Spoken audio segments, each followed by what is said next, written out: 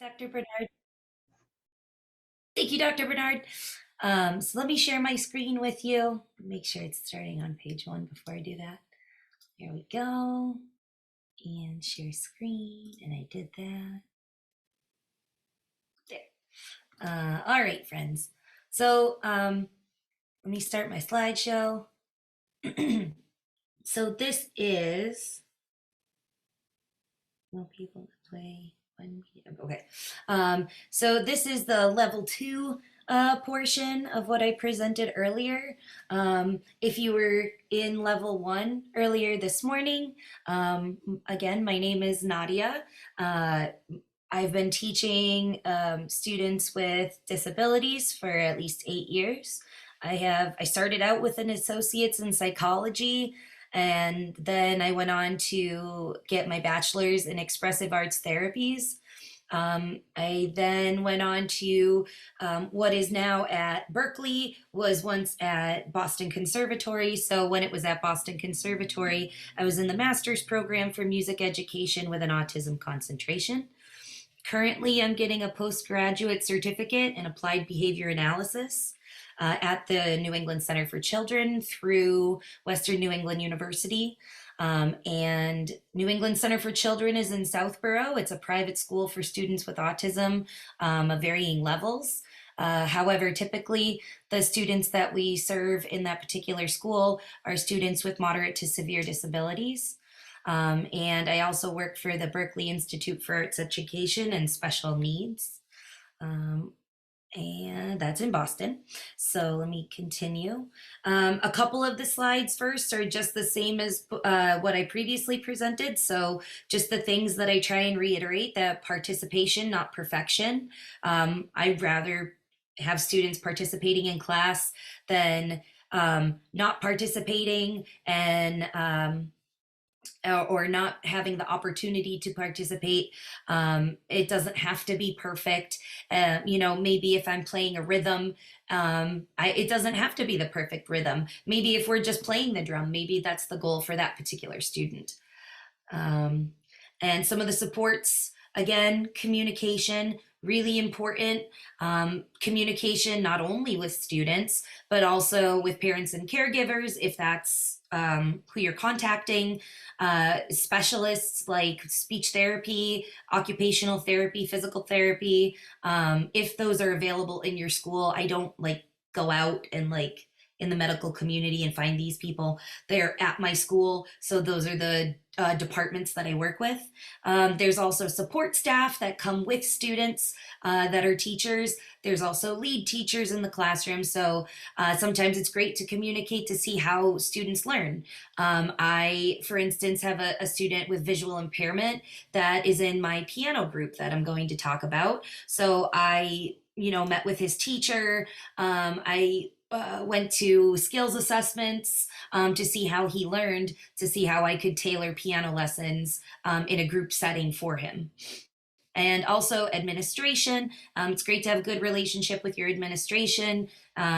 It helps with grants. It helps with understanding what you do as an educator, even though it seems like an endless process of having to explain that I just don't play songs and dance around with kids all day. We actually do things, and music can actually be clinical in some aspects. So the classes are typically 30 to 45 minutes. It depends what school I'm at. Berklee, usually doing 45 minutes to an hour, depending on the lesson. And at NECC, the New England Center for Children, I'm usually doing 30-minute lessons. Typically, I'm just going back to this slide for a second. Typically, the alternating sitting and standing is only for a specialty class that I do, the music class for young children at Berklee. Having students sit for long periods of time, especially when they're little, is super difficult. So I always make sure to have opening and closing songs that we can either pat our legs, clap our hands, step and clap. The opening song that we use, I learned from a colleague of mine, Miles Wilcox. It's called So Glad. So it's so glad I'm here, so glad I'm here, so glad I'm here today. So if you'd like, I could send you those files later of the opening and closing song. The closing song, I don't know if you guys have ever watched it, but it's out of the box. It used to be on the Disney Channel for a long time ago. So it's the So Long Farewell song from there. So long, farewell to you, my friends. Goodbye for now until we meet again. And we usually do like step, clap, so that, even though we're sitting for like maybe 20 minutes or so, then we're, standing up at the beginning of class and stretching, and also standing up at the end of class for a cool down. Um, Prompting is going to be important, no matter if what ensemble I'm talking about. There's all kinds of varying abilities. Some students need extra supports, and that's okay. Sometimes I need to provide them. Sometimes I work with the teachers and other departments to help me provide these aspects for students.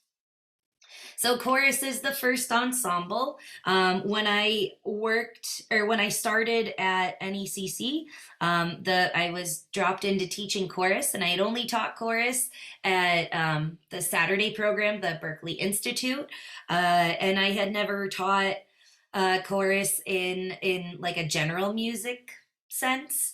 So I developed some visuals to go along with our warm-ups. We do a breathing warm-up. I worked with one of the occupational therapists who runs a yoga session at our school, and she has little toy flowers that the kids like sniff, and then they have fake the little tea lights that you can turn on, and they practice blowing because that is a hard skill. Sometimes it's very abstract. So they work on breathing in through your nose, breathing out through your mouth. So I carried it over into music. We also breathe through our nose, hold our breath. I call it catching a bubble. And you can even have them puff out their cheeks. That can help stretch some muscles. And then they hold it for however many seconds. And then we hiss it out through our teeth. This one is 5 seconds. Then we do 7 seconds, then 10 seconds. I have like a little counter in the left-hand corner to help students keep track of where we are. Then we do vocal warm-ups. I also make sure that all of my visuals are diverse to represent the community of students that I have. I make sure everybody is equally represented because representation is important along with accessibility. So some of these I developed when chorus was online, because I did Zoom chorus for my students. That was like an after school activity, or what would have been considered after school had we been in school. So I developed these drawings that I would put on the screen, and I enabled the annotate feature. And as we were doing these, I put the vowel or the word we were gonna say, and the way that or the line shape that it was going to move on the screen, and how we were going to move on our voice. So I would have them draw and trace the line on the screen. And then when we move to in person, which we haven't done yet, but this is my idea going forward, is that we're going to trace it in the air. So, and also on our throats, I find that that's helpful sometimes, because sometimes voice can be abstract. So sometimes it's nice to, put your hand on your throat and feel the vibrations, and to do light neck massages and learn how to do gentle touch. I have a lot of students that have high rates of self-injurious behavior and aggression. So working on gentle touch is really important, especially with instruments. We're all working on that, and gentle touch on ourselves and our bodies, especially if we're keeping the beat. So here's another one, whoop boom. I learned this a few years ago. I was diagnosed with nodes, so I went to voice therapy for a while. They clear up, but sometimes I lose my voice, especially when I've been, we just increased how many students come to my class during the week. So I've been yelling a lot. Well, not yelling, but I play loud music sometimes, and then I have to give directions over the music, or, 10 kids drumming at what you guys know. So my voice is a little not so great today, but this would have the students say whoop, and try and get your voice all the way into your head voice, and then boom. So you're accessing the lowest part of your voice. So trying to help them think about, I would have them wiggle their fingers on top of their head for the high pitch, and then pat their chest for the low pitch, so that we were understanding maybe like head voice or chest voice, things like that. Here, just another few different things. Wow, woo, um, working on getting louder, getting softer, high pitch, low pitch, buzzing our lips. That was something that we actually had to learn. It's really difficult for some students, especially for like embouchure or weak mouth muscles or just coordination. Sometimes it's hard. Sometimes students are still working on blowing. So having them just try and blow out, that works too. Working with scarves with this when it wasn't COVID time was really good. Now that it's after COVID time, I don't know how I feel about it. Eventually we'll go back to it. I tried to have them do, holding a note out and then going from low pitch, holding the low pitch out, going up to high pitch, holding the high pitch out, kind of like that. And then I just did some crazy designs.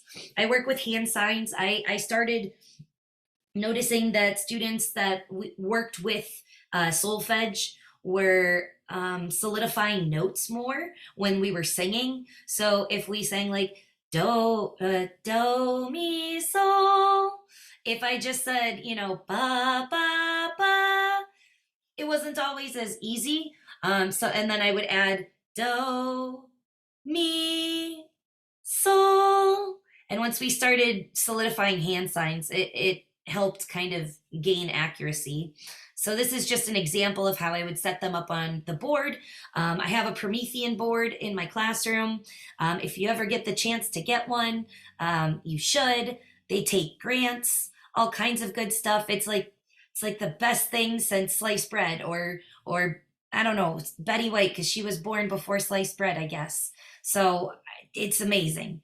But I put this on the board so that all of the students can see it. We're all doing it together. Sometimes I get a student to come up and lead the class.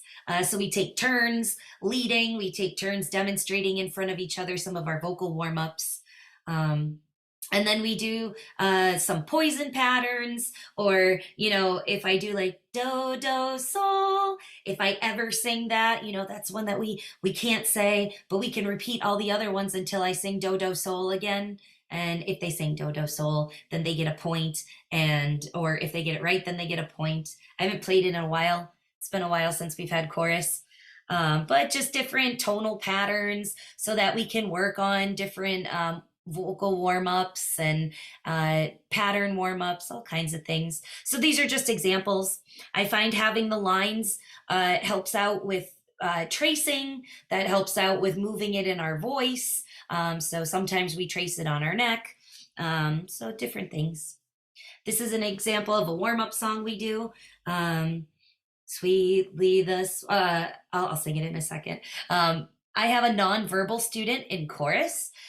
So I found out through his teachers that he used to take ukulele lessons. So during chorus now, I put up ukulele chords for him.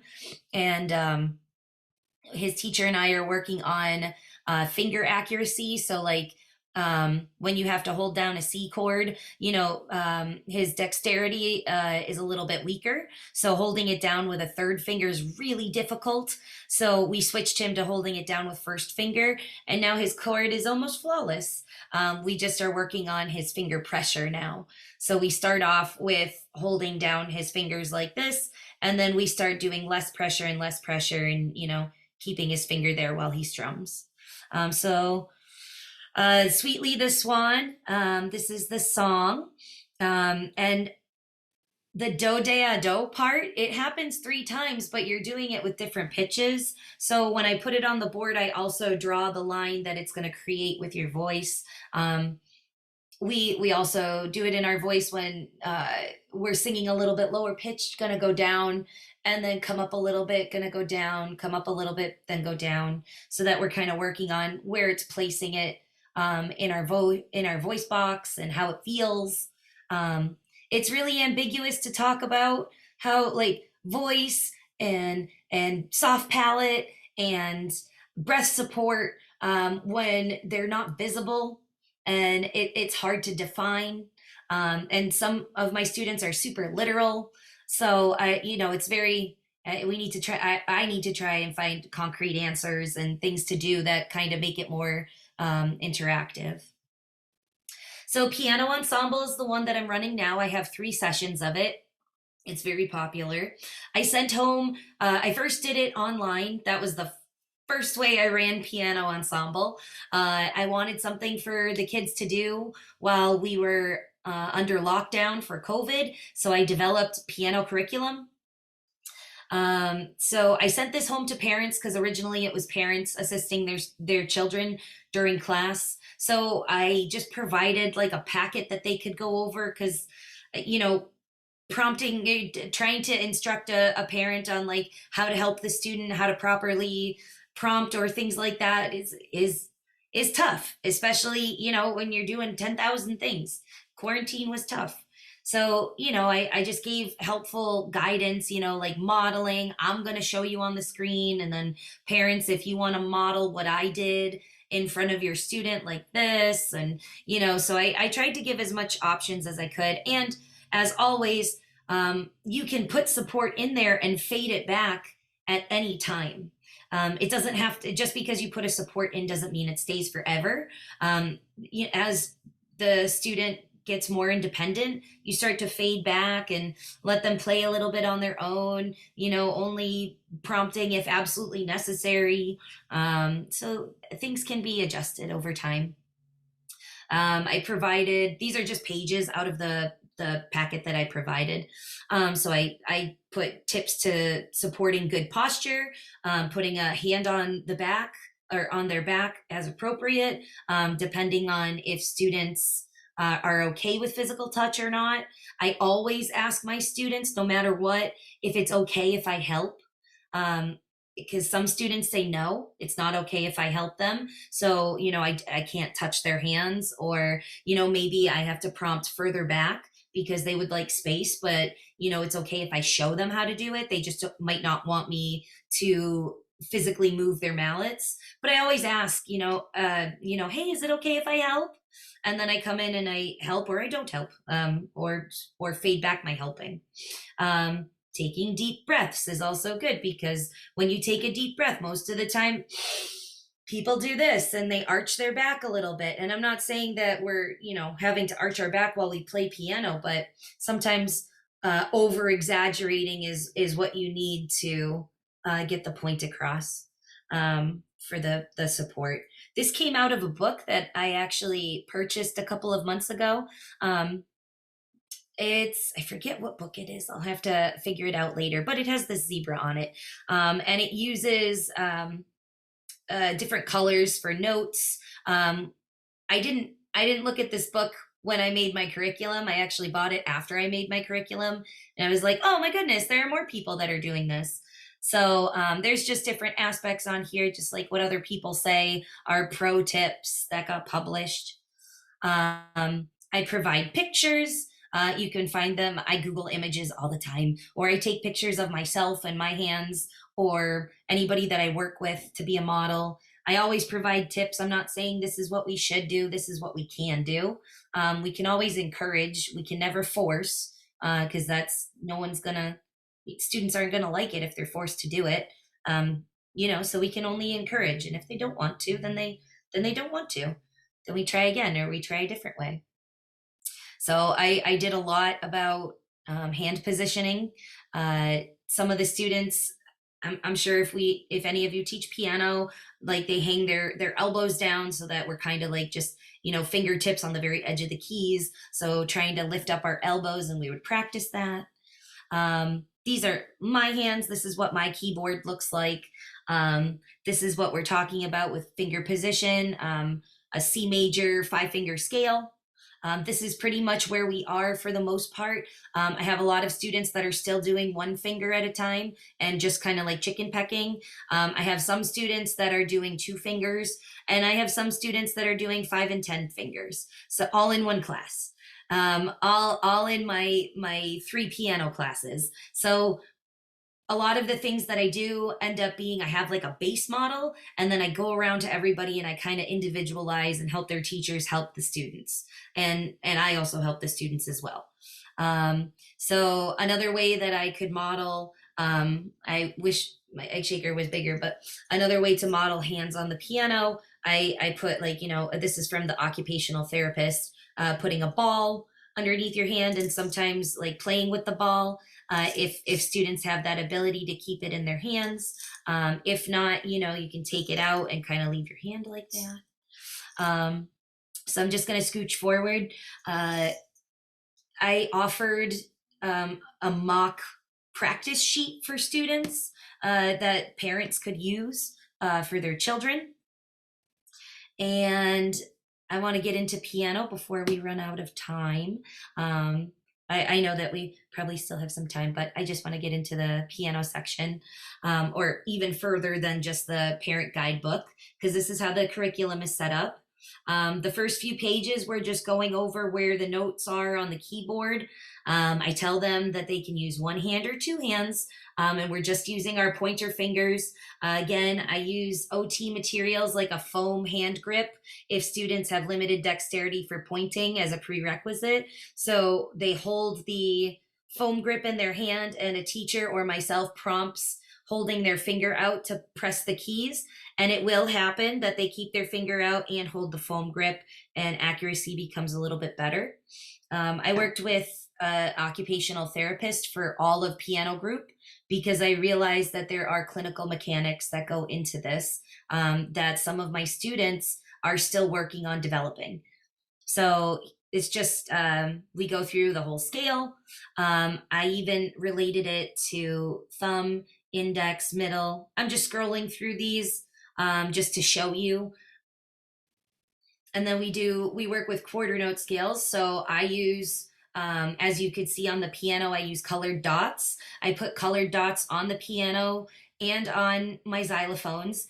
Those were tough decisions, but my students ended up working better with the colors. So we use colors, and then I had a parent request that I put letters on as well because her son takes outside lessons and was using letters. But I looked at his sheet music and he was also using colors. So now we have both. And now I have students that read both.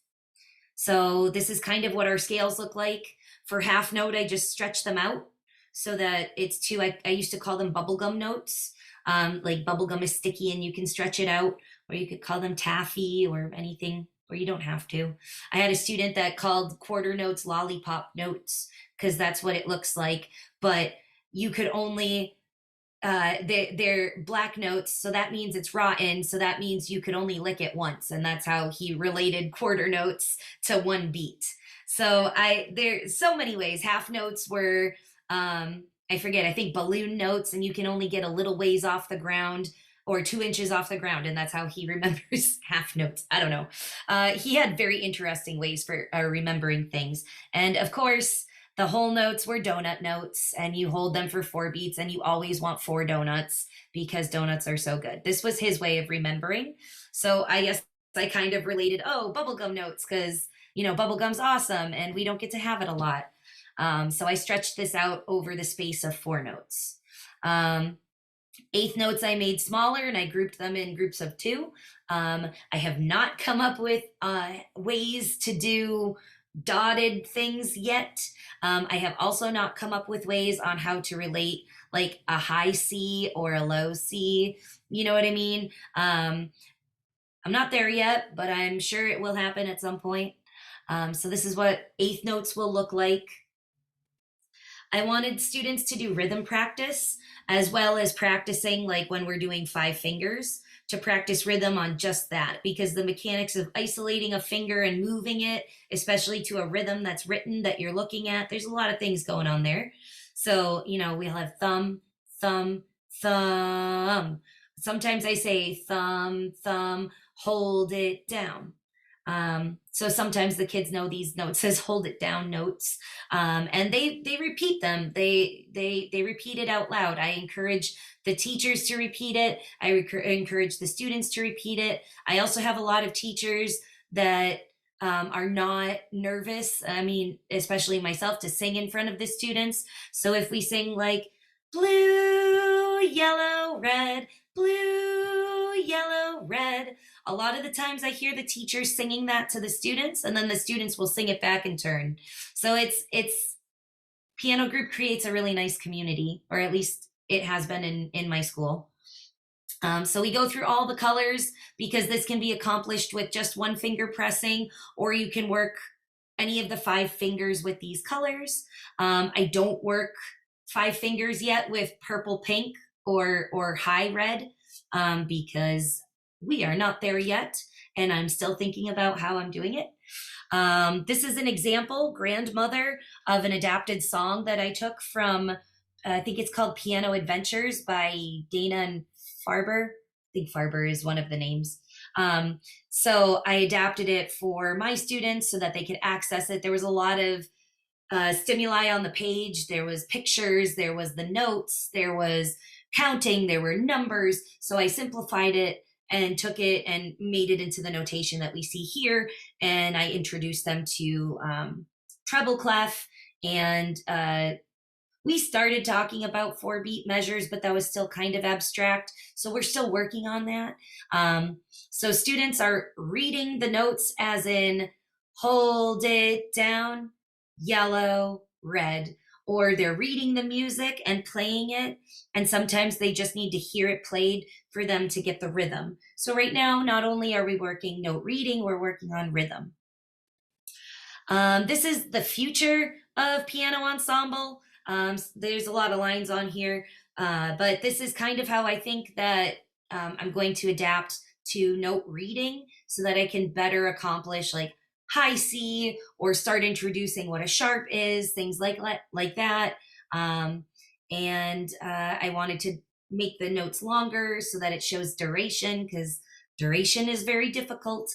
And then slowly start fading these prompts, fade out the colors, fade out the stretching notes so that it looks more natural. So again, prompting can fade. iPad Ensemble, there's a lot here for iPad Ensemble. I'm going to stop my share just for a second. I need to pull up the video that I'm about to show you.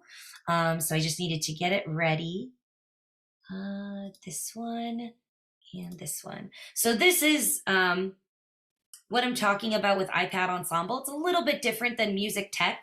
We're working on playing songs that already exist on iPads. I don't know if you've explored iPads a lot, but they have a lot of different apps for musical instruments and music making. So these are some of the apps that we use. This was our pilot session, or the culmination of our pilot program for iPad Ensemble, and they did Clocks by Coldplay.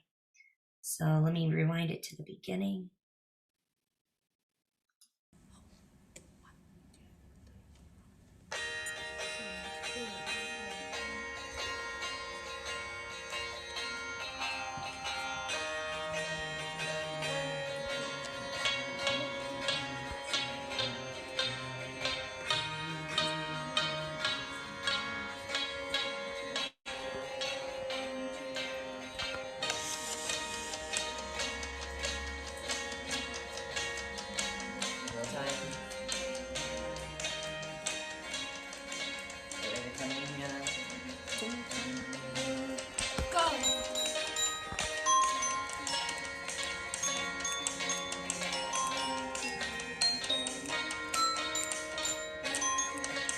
I'm going to stop the video there because the joys of Bluetooth. Her fingers were moving when they were supposed to move, but her sound was coming out a little bit later. So it started to throw her off a little bit. So I'm going to stop the video there. But we had students on different apps, a couple on Garageband, some on OM Guitar. Let me go back to my other one. Actually, I think I have one more video to show you guys. This is a just before COVID hit. Um, these are the two. I think this was after like 3 or 4 years that iPad Ensemble was running. And these are my main guys, Jagger and Shania. So they're gonna be playing I Like to Move It. Shania has 2 iPads. She also plays piano mostly by ear, and also is a singer. Jagger is also a singer and is working on beat keeping. He works best sometimes with internalizing a beat if you physically tap it on his body sometimes. So we were working with an app that he could push down and it would give him the beat so that he could also sing as well because he absolutely adored singing. So here it goes. Hi, I'm All right, here we go. yeah, hello. And There you ready, I like to do. yep. Wait, one more time. go. There we go. Here we go.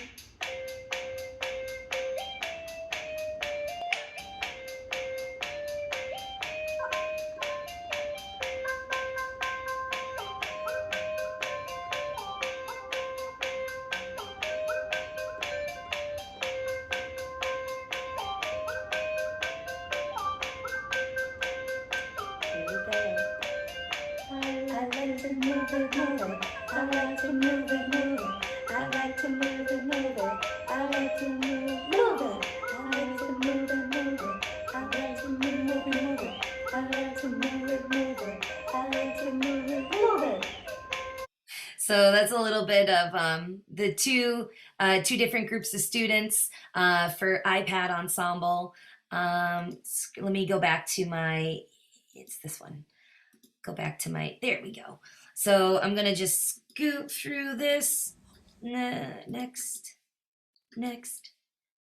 So these are some of the apps that we use for iPad Ensemble. This is what my screen looks like. You see the picture of my cat wearing a Halloween tie behind all of these apps. But these are some of the apps that we can use or that I have used in iPad Ensemble or even just in like a music tech class at school. So Garageband is the most popular one. We made an entire how-to. I needed students to figure out how, this was also through Zoom and also in person, now that I remember, how to save and how to create. So I went through and I made these slides that were basically step-by-step on how to customize all of the chords that we needed in the different apps. I'm going a little bit quick, not like faster through these slides, but I shared all of these with Dr. Bernard. So she's going to give them to you and you guys can look through them at your leisure if you want to. And I taught them, how to make a 7 chord if that's what we needed, how to scroll through things, what it looks like when you delete a chord, how to save a project, step by step through all of these. And then here's what kind of a curriculum would look like for what we did with piano or iPad Ensemble. We would have a big board, like a smart board, to project, or it would be on Zoom. And this is some of the stuff that we did. I set this up so that it was the guitar app. And I'll just play you really quickly what it was. This was Beat It. So this was the beginning portion of Beat It. Maybe I'll play the more recognizable one. There's a drum set part. So this is set up completely about how the song is going to go because we listen to the song as it plays and then play with it, especially online. And then we slowly fade that back to where either one of us leads, or maybe that's the person that would unmute themselves on Zoom, or in person, maybe they would start us off and then we would play without the recording. So I'm just going to grab my guitar tool. No, come on, Miss Nadia. Garageband. So many apps to click on. So this is part of Beat It. So forgive me. I'm going to do my best. There we go. And you can change what kind of guitar you do on iPad. But I'm just clicking up. I wish there was a better way that I could show you. So it sounds, let me turn off some of these things. There we go.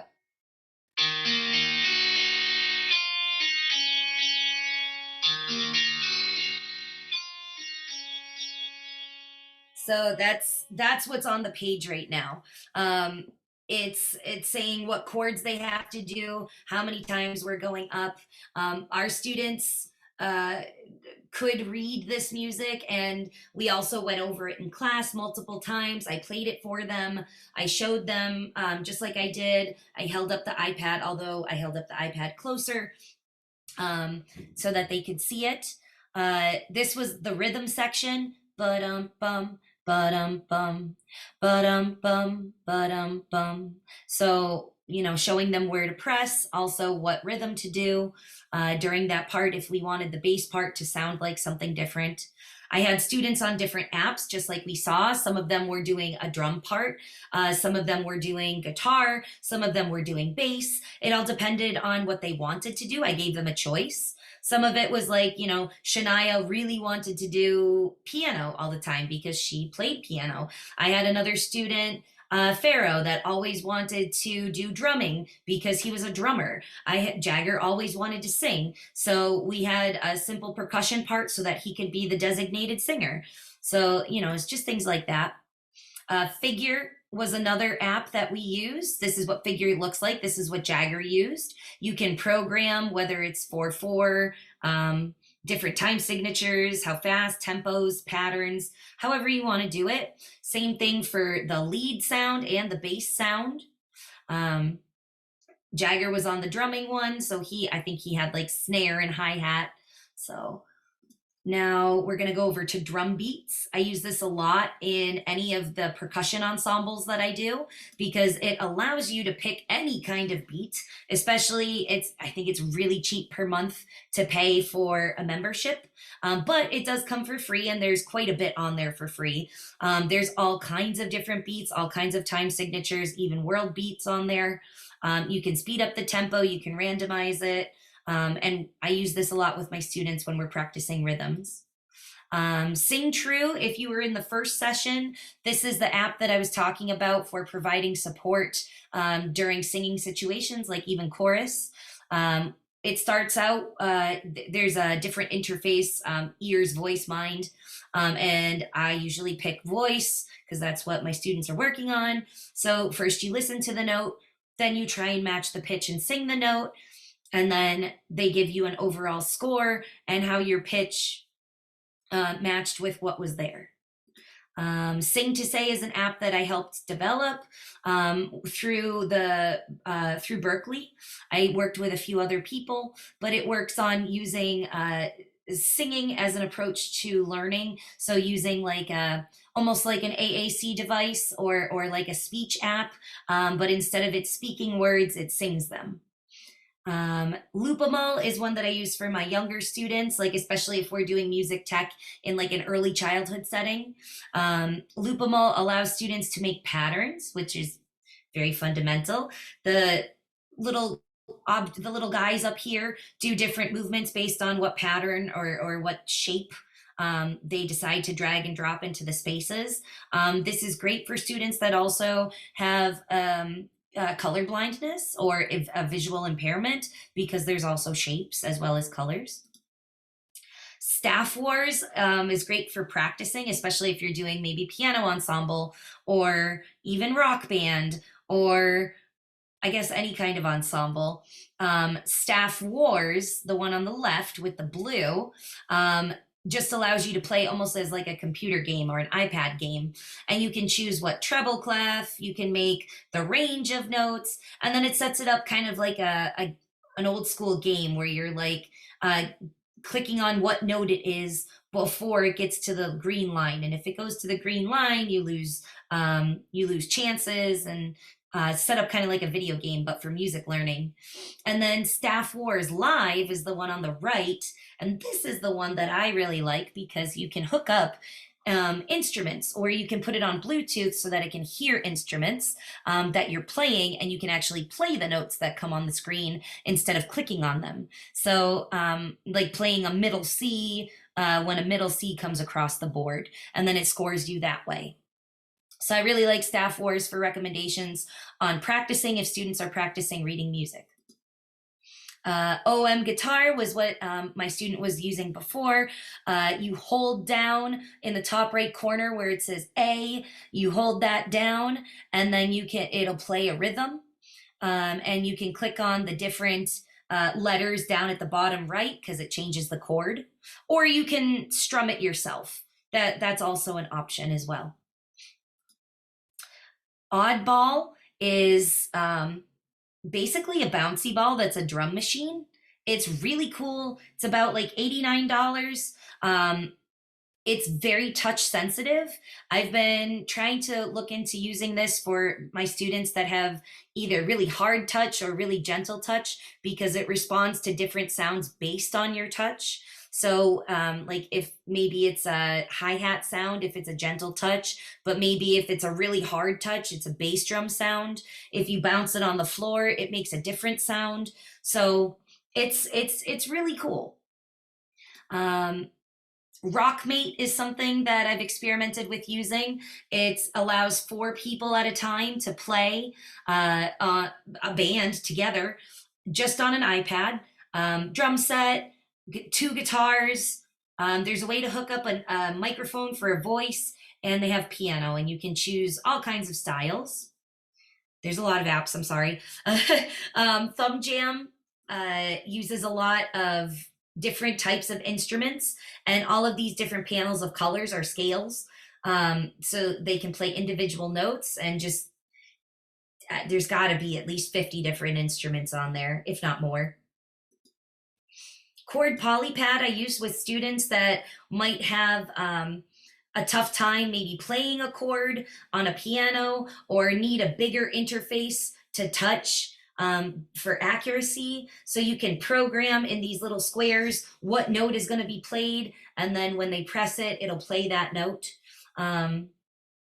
You can also, myself and my colleagues developed like styrofoam, just like a foam piece that you can get at AC Moore or Michael's, and cut out the squares or the holes for where the drum set would be, so that a student that has visual impairment can feel it and feel like, oh, this is the hi-hat, this is the drum set, or bass drum, or okay, this is where the C square is, this is where the E square is. So things like that. And I believe this is my last app, Lumikeys. This is one that I'm very excited about. Hopefully it's coming in soon. It's supposed to have shipped by now, but we'll see. These use the same colors that I do, using piano. So red, orange, yellow, green, blue, purple, pink. I think you can even program colors, but it hooks up to an iPad, and it comes with this little piano right here. And the interface on the right shows that the notes kind of drop down, almost like Guitar Hero or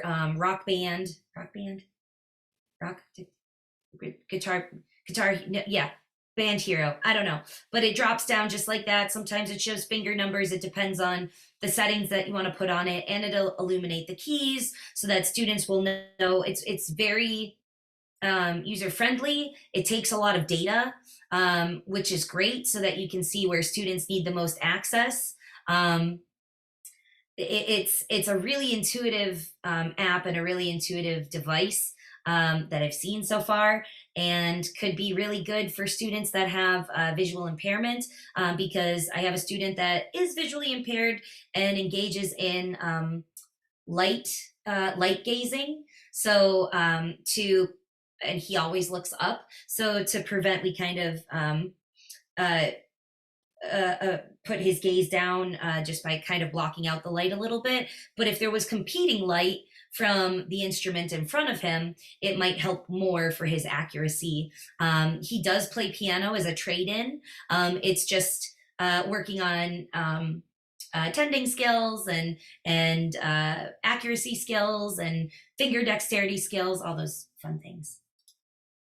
And last but not least, Rock Band is set up similar to I don't want to play it. Is set up to similar to iPad Ensemble, where we project chords on the screen, putting dots after the notes to help how many times we're going to play it. So this was Blitzkrieg Bop. So da na na na na na na na na da. So A D E A D E, like that. I want to make sure that I'm just going to exit out just for a second so I can see. Yeah, there we go. There we go. So we also put chords on the screen. This is a song that we did in Rock Band, I think in the spring or last summer, something like that. Green Day song, and we mashed it up with another song. But we also had to include extra music at the bottom of the screen we had a trumpet player and a clarinet player. So we had to create some extra supports for them because it wasn't going to be right due to all the different pitches and intervals. It wasn't going to be right for them to just read it off the screen. So we created some extra supports. This is how we would establish basically like a lead sheet, either in person or on Zoom. And this is how we would distribute it to the students. The students would be muted, and then we would kind of play to the song and then go over any parts that needed to, or students could unmute. Mamma Mia was another one that we did, that we displayed different chords and like what notes they were. And then we worked in breakout groups. We worked in breakout groups in order to figure out who needed most help with what. And luckily, there were a lot of us in Rock Band that could play different things. Like I usually took the singers, and my coworker took piano, and my other coworker took chord instruments, and then another person took percussion. So we all went over everything. So that is it for me. This was my level 2 presentation. This is my contact information. I'm going to stop my share. I'm totally open to any questions if anyone has any. Let's hear your questions and comments and thoughts for Nadia. And you know the drill, Nadia. Give it a little time because of the format.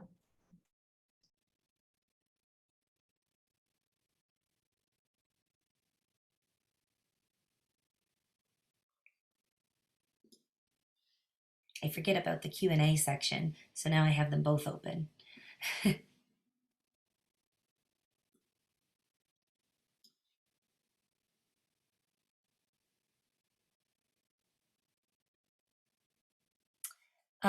They are, so the first question is, how can I get one of those foam hand grips? Honestly, Amazon has them. I can include a link to the foam grips if that would be helpful in this presentation, so that when it's shared, I can send it to you. It comes in like this long, and then you have to cut it. And it's easy to cut through, and they come in different, this isn't one, this is actually a rhythm stick, but it looks just like one. They come in different sizes for different size pens, pencils, mallets, anything like that. You can put them on mallets, or you can have students hold on to them, or pencils, anything like that. Are the colors you use universal? So I originally started doing boomwhacker colors, but then I noticed that boomwhackers use more than one blue, and they use more than one purple, and they don't have a pink. So to make it easy, so I wasn't saying light blue, light purple, dark purple, like that, I just kind of did colors of the rainbow: red, orange, yellow, green, blue, purple, pink. It made sense to me. I know that there are several teachers that use their own colors. There was a colleague of mine that created an online piano, and her colors do not go in rainbow order. but a lot of my students really like rainbow orders, so I just used that. But there are a lot of curriculum that use like C is red, and so I guess it's just kind of preference.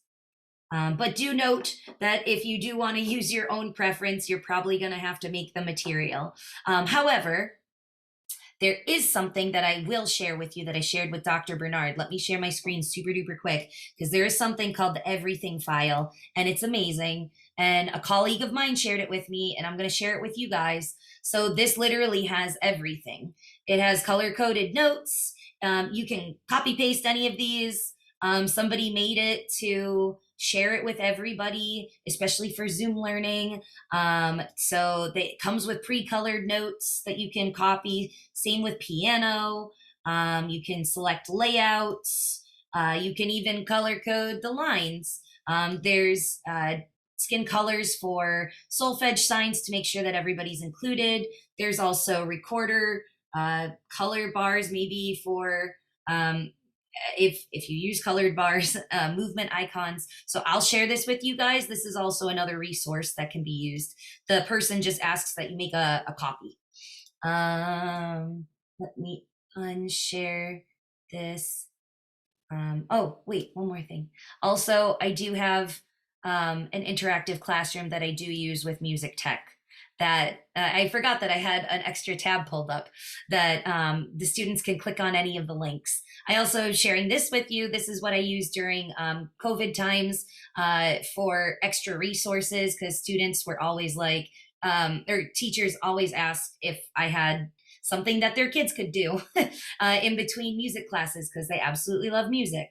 So I did music tech, a playlist of songs that we had worked on and listened to in class, musical storybooks, and even just random things to click on, so just videos for enjoyment, the piano curriculum and the chorus curriculum. And then like this paint can was for make your own instrument. And if you clicked on me, it would be hello or goodbye song. If you click on the filing cabinet, it's all of the videos that I've ever done. And I also put like what we were studying that week. So at that point it was rock and roll and Motown. So I'm going to unshare my screen. Okay. Do you use different sizes for the dots? The dots for piano ensemble, I do. So the size typically changes between quarter note and eighth notes. I make eighth notes smaller and stick them together. And then quarter notes, I make the same size. And when I have to do either whole or half notes, I just stretch it out on the screen. Literally, I grab one side of it and stretch it. So it's the same height, but I make it the same width. You're welcome. Thanks, you're welcome. Thank you for talking about how to include students who are nonverbal in chorus. Can you recommend any resources, books, so I can look into this further? I honestly, for me, it was just trial and error. I didn't find any curriculum. I just used curriculum. So when I make my curriculum, sometimes I look in different books from Gordon or Feyerabend, or sometimes I Google like winter songs or things like that, and then I incorporate them. And then I think about, well, if I want a student to respond and I want them to get like, if I have to say like it's a yes or no question, or if it's an I do question, or if it's a kind of response question, or even if it's just I programmed that student's device to sing as well. Like I said this in the first session, that I seek out people in the speech department and other teachers to be voices for students on their iPads, and we work on recording parts of the songs at the tempo that they should be, and then we work on having the student play them. Or if I want it to be even more independent, I put the solfege on their device with somebody singing it, and they can press it while we do our warm-up. So if it says do mi sol, then they can press do mi sol. And also just like gestures to themselves. It's just things like I kind of trial and error, but I didn't know if there was curriculum on it. I can find out though. You're welcome. How did you create the colored circle oval sheet? Is it an app? I spent a ridiculous amount of time on Google Slides. And and I created it from scratch, and I thought about what I wanted my students to have. So I created the long I don't know, I guess I would think about it like how I would think about sheet music. And so I made like the long oval, and I only made it a few shades lighter so that it would be a contrast, so that it's not just up against a white background. You know, there's actually a little bit of structure to it. You play these first, you play these next. And then I obsessively made every dot and centered it perfectly, and it took a ridiculous amount of time. I'm assuming that I'm going to give you the link to everything that I do. So if it works out, then for you, that's totally cool. You can also use any of your own materials. But I just sat on Google Slides and for hours and just made my own material. I adapted songs from piano books that already exist. So like the Piano Adventures, it has a piano. It's got like a blue background, or a purple background, like fading purple to white, and the piano has wings. I think it's called Piano Adventures. But they have a lot of good material. I really like using them for any of my students. I just had to further adapt it for my students that had more severe disabilities. So that's kind of how I made some of the piano materials. Google Slides and adaptation of piano books. I hope that helps. And also the everything slide will probably help to make that. I didn't know about the everything slide when I made that. So that it would have been really helpful. So I have another one. Thank you so much for sharing your apps and tools. My colleagues have been trying different apps and tools for their keyboard ensemble for musicians with cerebral palsy here in Singapore. I will share with them. Absolutely, absolutely. I'm also like really excited to try out Lumikeys as well. I think Lumikeys is going to be a really cool addition to Piano Ensemble and to iPad Ensemble itself. You can even use it as a control for your iPad as well. It has a lot of hookups to iPad. But it's supposed to be super intuitive and takes a lot of data. So you can see if they're more right hand dominant, how many notes they miss, or how many notes they get right. What's the percentage of time delay from when the note appears to when the student pushes it? It is very detailed. There's also a typing app that does, or a typing website that does that too, which is in my interactive classroom, which you will have access to. All kinds of resources. I wanted to give you guys as much as you needed. You can take what you want. You can play around with things. This is definitely not a method. These are just things that I do, things that I've done, a lot of trial and error, things that have worked well. Sometimes when I showed like the rhythm stuff, things that may have worked for some kids and may not have, and then future considerations on how can I adapt this further. So it's always trial and error, modification, adaptation, a lot of Google Slides.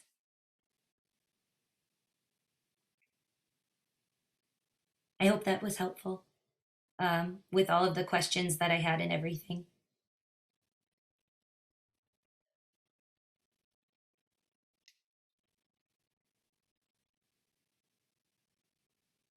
Let's give it a little time just in case there's something else that comes in. You answered these. I'll take them out. Any other questions?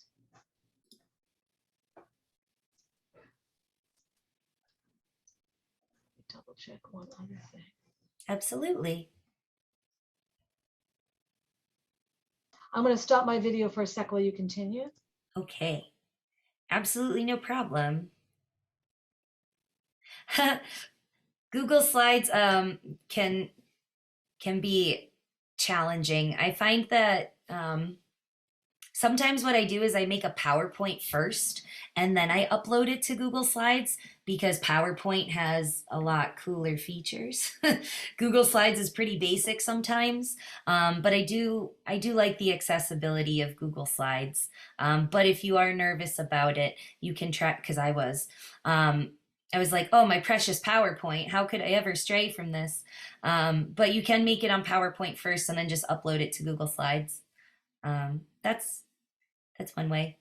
And it makes it easier for sharing too, especially if you want to store things on your devices and whatnot. Makes it really easy for storing. I'm sure you guys know.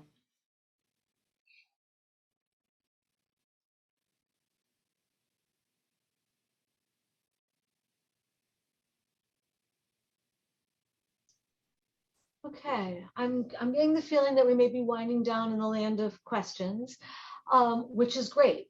Can we please thank Nadia for the fabulous time she spent with us and her incredible information? Super, super helpful. And you've already sent me link after link. I will make sure that everybody gets everything when I send it all out on Monday. So here's the deal. We get to do a stretch break. We're going to set Nadia free. Nadia, have a fabulous Bye, rest of your day. guys. Wonderful to see you, and thank you. We're going to set Nadia free. We've got a question in the chat. Thank you. Great. So we're going to set Nadia free, and we get a stretch break. So I have 2:05, 2:06 Boston time. We're going to take 10 minutes. My advice to you, keep your computer hooked up to the Zoom meeting. You can turn off your microphone, which it already is off, right? You can step away from the computer, but give yourselves 10 minutes to stretch. We will come back at 2:16. Kayla will be here and we will get rolling. So I'll see you in 10 minutes. Thanks, everyone. Okay. Thank you for taking a short break. I hope you got a chance to stretch and step away from the computer. Kayla is on her way in to join us. And while we wait, I thought I would go through a little bit more of the logistics as we talk about every time, so everybody's clear on all the logistics. So on Monday, I will send out the recordings as well as the slides and the links to the between session engagement document and the projects document. All of that seems to be working. There's only a couple of folks who, for some reason, I use the same email address, but somehow the emails of those materials don't make it, so we forward them later. It's cool. But glad to hear that that seems to be working. And if you are having trouble figuring out what to do for your project, I suggest that you take a look through that document at some of the different items that have been proposed by your colleagues. There are a lot of really good ideas in there. My job is to make sure we don't try to do too much. There are definitely people who want to solve all the problems of the world in 6 weeks, and we're just not going to do that. So I don't want to set ourselves up for an expectation that something's going to be done with a bow tied on it and all ready to go when we only have 6 weeks. So often if my comment is something like pick one, it's because there were 3 things, they're all awesome, but we don't have time for 3.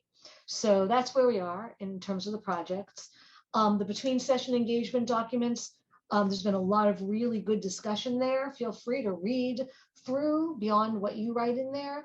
I've been going in every few days and reading and making comments, and I'll continue to do that. So that's where the between session engagement comes from. And next week, you will have Tomas Marquez, who will be with you in both sessions, doing work with how we use technology with students with disabilities in music teaching and learning settings. He has enormous amounts to share with you of low tech, medium tech, and high tech options. So the whole range. So there'll be that. And then you will also hear in the morning from Sarah Fard about guitar class for students with disabilities. And that's really transferable to a lot of other settings, the work that she does. And then in the afternoon, you will hear from Gretchen Hari, who will talk with you about percussion and drums and the work that she does in that regard. Kayla is here. I'm going to promote her to co-host so that she can get rolling. Kayla, we're running a little early. And if you're cool with it, we just took a break. If you're cool with starting a little earlier than you thought, I think we should plunge in. That is totally fine with me. I was just catching a little rock band upstairs. Oh, so that's why. fun. Oh my gosh, it was so great. So It was fun to watch awesome. them. Our rock So band awesome. is something pretty miraculous. I can hear them in here because they're Oh right yeah, below me. And I'm they're sure. amazing. What were they playing when you were in there?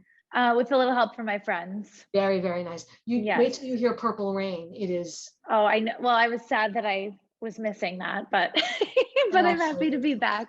Yes. It was great to see. One of my former students from Crossroads that we got into these programs is like totally thriving in that rock band. So I'm so happy. So nice to see. So happy. Yeah. I will turn things over to you. So we have Kayla McLaughlin here with us this afternoon. She has a lot to share with you, and I'm going to turn things over to her. Okay. And just to double check, is this primarily the same group of people, or there might be? You have a mix. You have Okay, some the mix. same and some different. For Okay. Sure. Okay. Awesome. Thank you.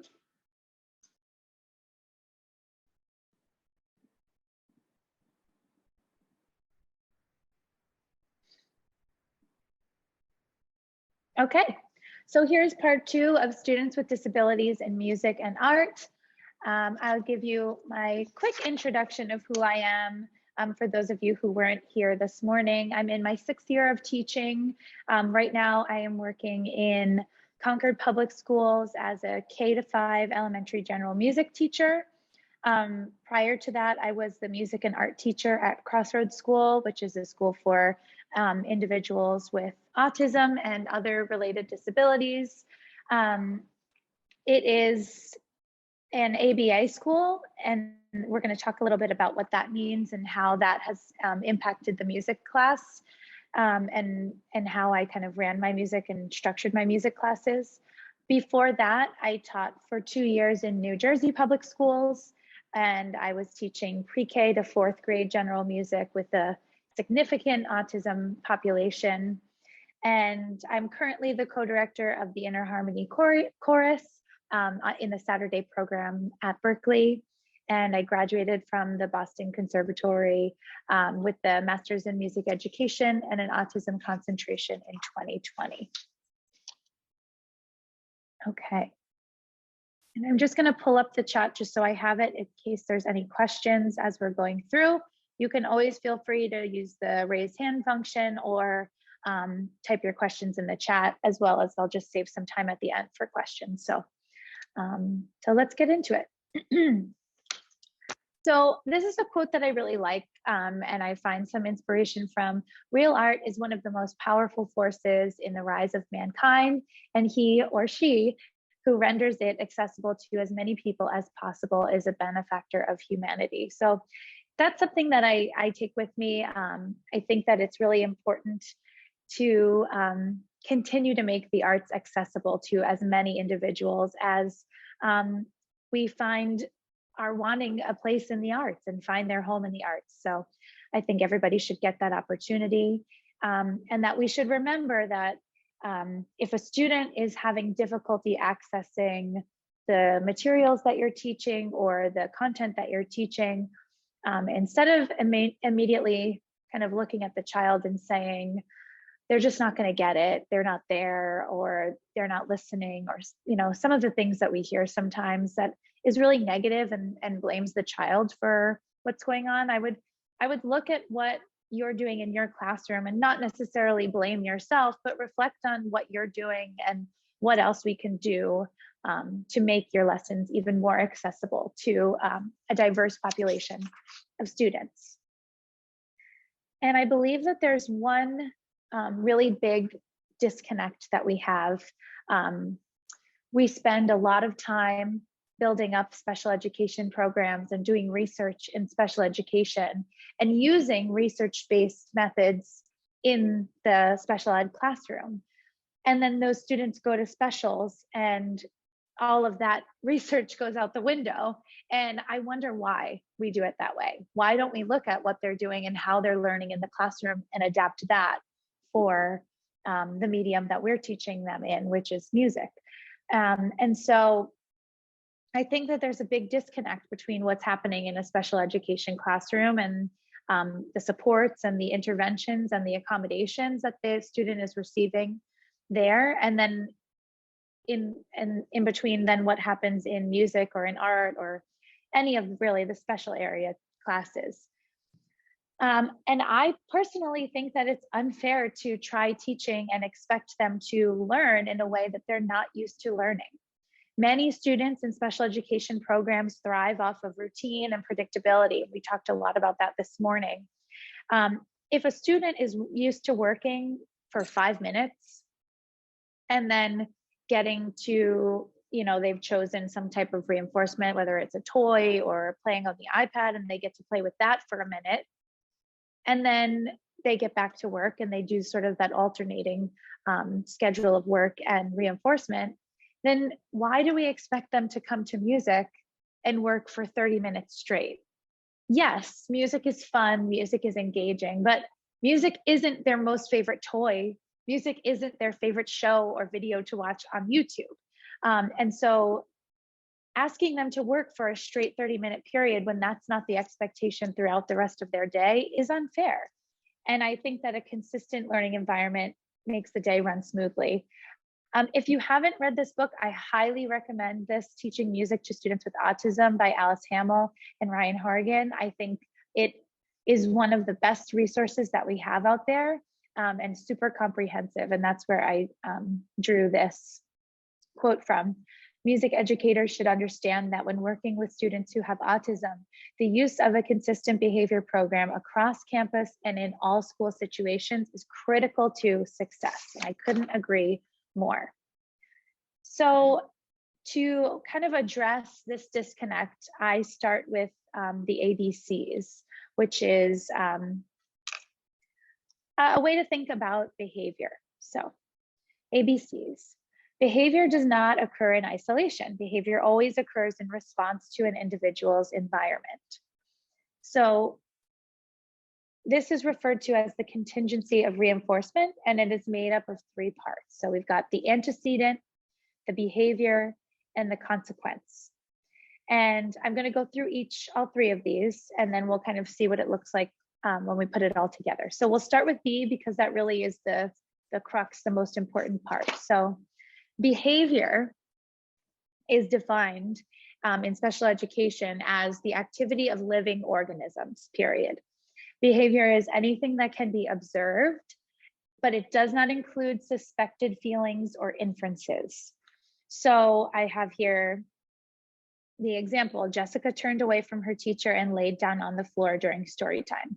All of that is observable. You don't need to know anything about that child. All you know is it was story time. She turned away from her teacher. She laid on the floor. The non-example is Jessica is bored in story time because her teacher is dull.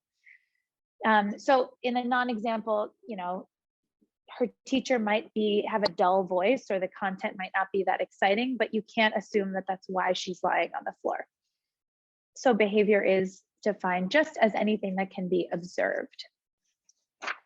Before that comes the antecedent. So any event that occurs before a behavior. And an antecedent can also be a prompt for a behavior to occur. So giving a direction or a prompt, and then the student doing the prompt is the actual behavior. Okay, and finally, the consequence, the event that immediately follows the behavior. In this case, sometimes it can be a little bit confusing because consequence sort of has a negative connotation at times. And so I'm asking that we get rid of what we know previously about consequences and think of consequence now just as anything that immediately follows the behavior. It doesn't have to be positive or negative. It's pretty much can be neutral. Anything that comes after the behavior. Okay, so hopefully everybody is with me. One example, and the most common example of a consequence, is reinforcement. So reinforcement is when the response to a behavior results in that behavior occurring more. So let's say that the consequence for doing your homework is that you get dessert, right? So that's reinforcing because you're more likely in the future to want to do your homework because you want to have dessert. The opposite, the response to a behavior results in that behavior occurring less, is referred to as a punishment. So a consequence can be one of two things. It can be reinforcing or it can be punishing. And so this is where it becomes super important that you know your students' preferences, their personality, what they prefer, what they don't prefer, and anything that may be kind of unexpected that they don't like, because you never want to give something to a child thinking that it's going to be reinforcing and then it's actually not. But we'll go more into detail. So here's an example. The antecedent. Teacher asks a question. The behavior. The student raises their hand to answer the question, and the consequence, teacher praises the student in front of the rest of the class. Seems pretty standard. So right now I want everybody to think of a situation where this would be reinforcing. And then I also want you to think of an example of how this could be punishing to certain students.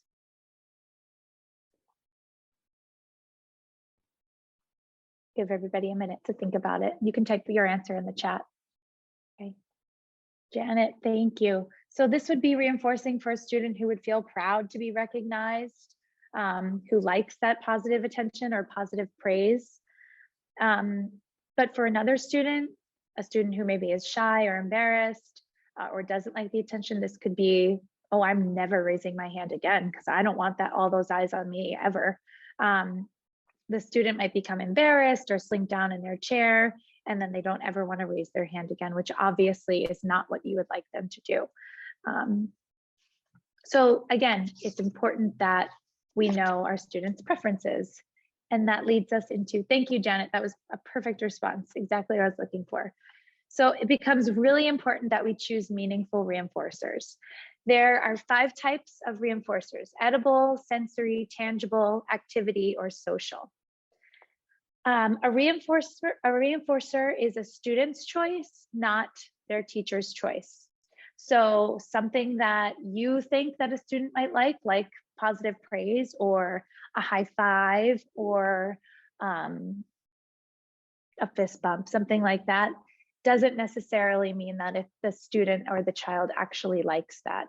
So I've seen lots of different kind of unexpected examples of reinforcers. Like I had a student who would earn fake sneezes, and he would ask for students to sneeze, or for teachers to sneeze if he did his work. I had other students who enjoyed taking a walk and then sitting in a chair and watching the doors open and close. And I've also had students who earned at the end of the day printing out pictures of highway signs. So nothing is off the table with this. If it works, if the student likes it, go with it. There are assessments that behavior analysts use to collect data on what's the most reinforcing item for an individual. So for special area teachers like us, that wouldn't be something that we would do. We don't have time for that. But it would be something that we should find out what a student earns in their classroom from their special education teacher or anybody else who's on their team, and then figure out ways that that reinforcer or some appropriate substitute could be incorporated into the art or music classroom. I think that music teachers also have kind of a leg up in all of this because musical instruments for many students are super special. And so currently I have a student and he's in kindergarten, and at the end of his kindergarten class, he gets a couple of minutes to strum the ukulele. And so being able to offer something like that is only specific to the music room makes it even more special for them. So it's just important that if you don't know where to start, you can start by talking to your classroom teacher or the behavior specialist at your school, or just see what the student's asking for, or what their eyes go to in your room, and pay attention to those things, because there might be something musical, which is, in my opinion, even better because it's related to music. And so I want everybody to think back to when I told you that the B behavior slide was the definition of behavior is the activity of living organisms. Because I found myself working in an ABA school, and there wasn't much guidance on how to teach individuals that were used to learning a very specific way, music. And so I looked at this definition and I was like, well, why couldn't the behavior be, or the activity be, a musical activity? And so I started to think about that, and having this understanding of the antecedent, the behavior, and the consequence, I wondered if the antecedent was a musical question, because the behavior that I wanted the student, or the activity I wanted the student to do, was musical, then all I have to do is make sure that I'm reinforcing that with a reinforcing consequence. And then hopefully, by definition, that behavior will increase because I'm using reinforcement. And so I wondered if we could use this definition and expand it to include behaviors and activities that I could teach and reinforce in music class. And so, taking into account the many studies that have been done on reinforcement, there are thousands of studies done on reinforcement, I drew the conclusion that we could also teach musical or artistic skills using the same ABC system of reinforcement. I want you to think right now of something that you want students to do in your class. And remember, special education has to be very specific. So what would be something that we could do in class that is a observable behavior? And so I'm going to start with echoing a sound. That would be something I would want students to be able to do. What are some other musical activities you'd want students to do?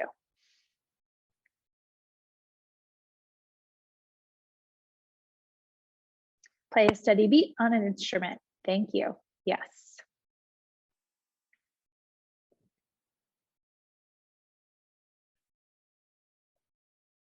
Sing on pitch. Yep.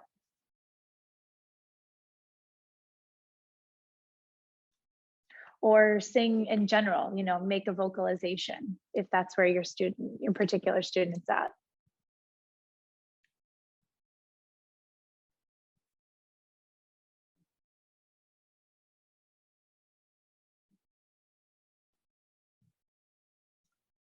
Okay. I'll give another minute in case anybody is typing or thinking of something.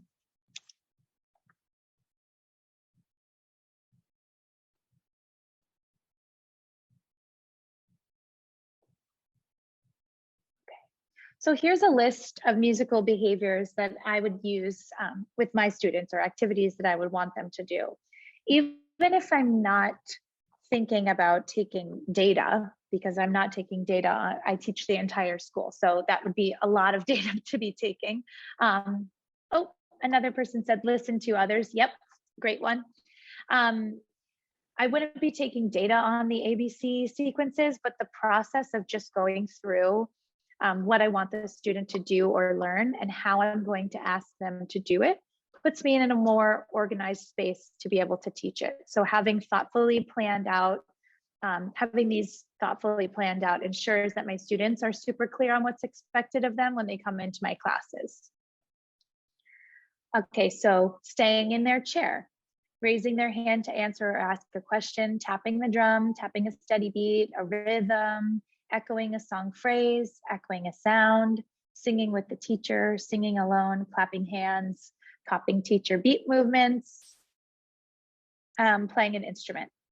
So being specific about the behavior is one thing, and then being really specific about the antecedent or the prompt that I'm providing their student with is something else. So we talked about this morning, so at the risk of being a little bit redundant, I'm just going to kind of quickly go over that there are many ways you can ask somebody to play a drum, right? So make sure that you're picking one way to say play whatever instrument it is and stick with that. Or if you're doing shakers, shake the eggs, shake the eggs. Decide if you're going to say shake or you're going to say play. Having one way to say it, make sure that the students are consistent, that they understand exactly what is expected of them. You're not causing extra stress or anxiety. And so sticking with that, it also just gives them more time to practice and build meaning between that word or that direction and the action that is desired of them.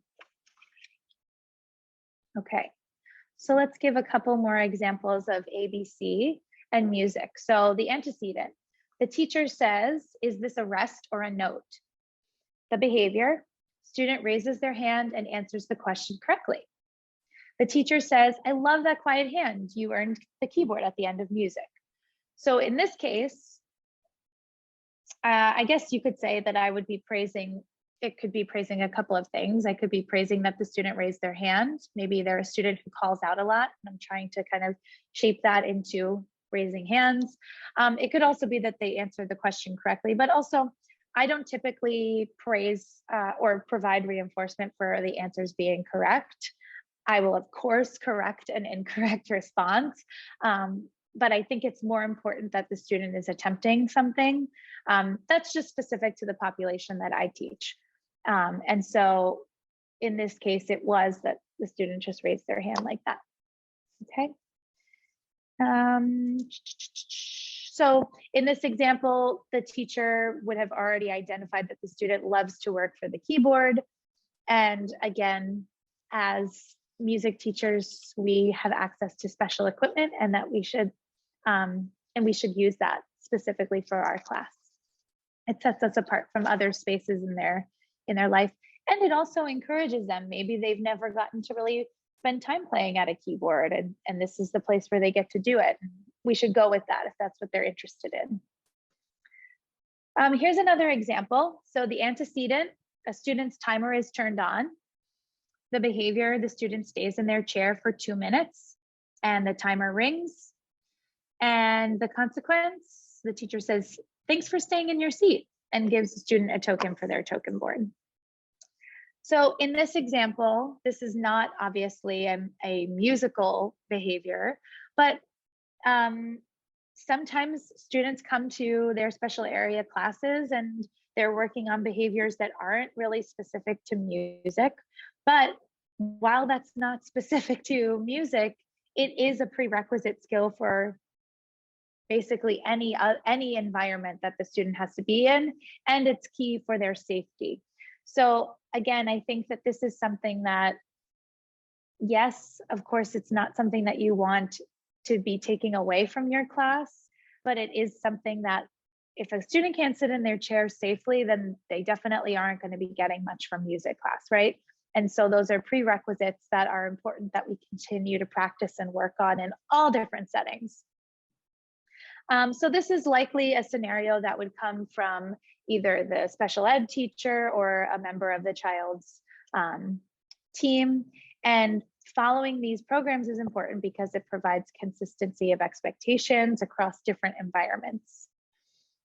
I have found that even if I'm not being this discreet, right? So I don't have, we could have a million of these in one day if we wanted to come up with all of the behaviors that we want and how we prompt and how we follow those behaviors up. But I like to do it as an exercise for myself when I'm planning my lessons. So if I'm asking students to do something challenging, am I making sure that I'm rewarding that challenge after with something that the students enjoy? Is it a balanced class? Am I clear in what I'm asking the students to do? And when they do it, am I immediately letting them know, either through praise or through providing a reinforcer, that they did the right thing, that was what I was expecting of them and they did it? The consistency really is key, and students who are involved in a more structured ABA setting will be used to this type of system of doing, hearing the teacher's direction, doing what they've asked, and then being given a bit of reinforcement depending on the student. Now, this is a lot of information, so I want to pause right here and make sure that there aren't any questions before we go forward. Do we have any questions on behavior, on antecedents, consequences, reinforcement? Why it isn't bribery?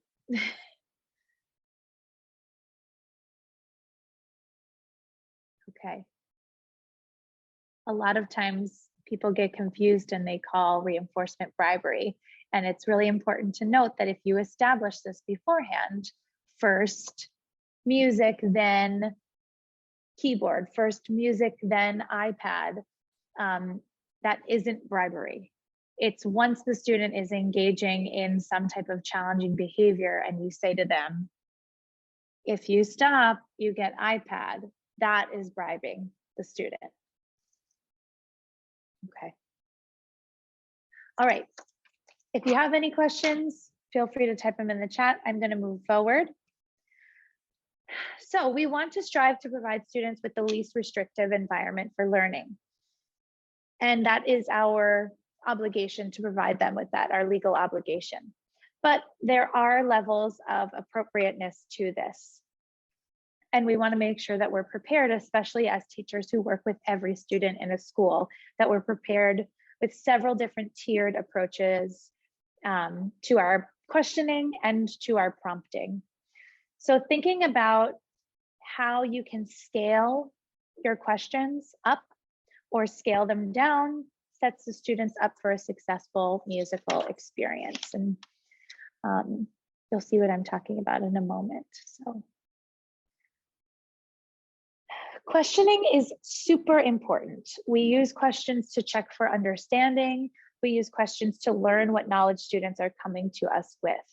The challenge for music teachers who are working with students who have limited communication is asking a question in the right way so that you get a response. My students have varying language and communication skills, and so it's really important that I ask questions in the most appropriate way for them so that I get that accurate response. So the least restrictive question is an open-ended, no correct answer, abstract question that you and I could answer. One step up from that is a question with one correct answer, but no choices provided. And we'll get into examples in a second.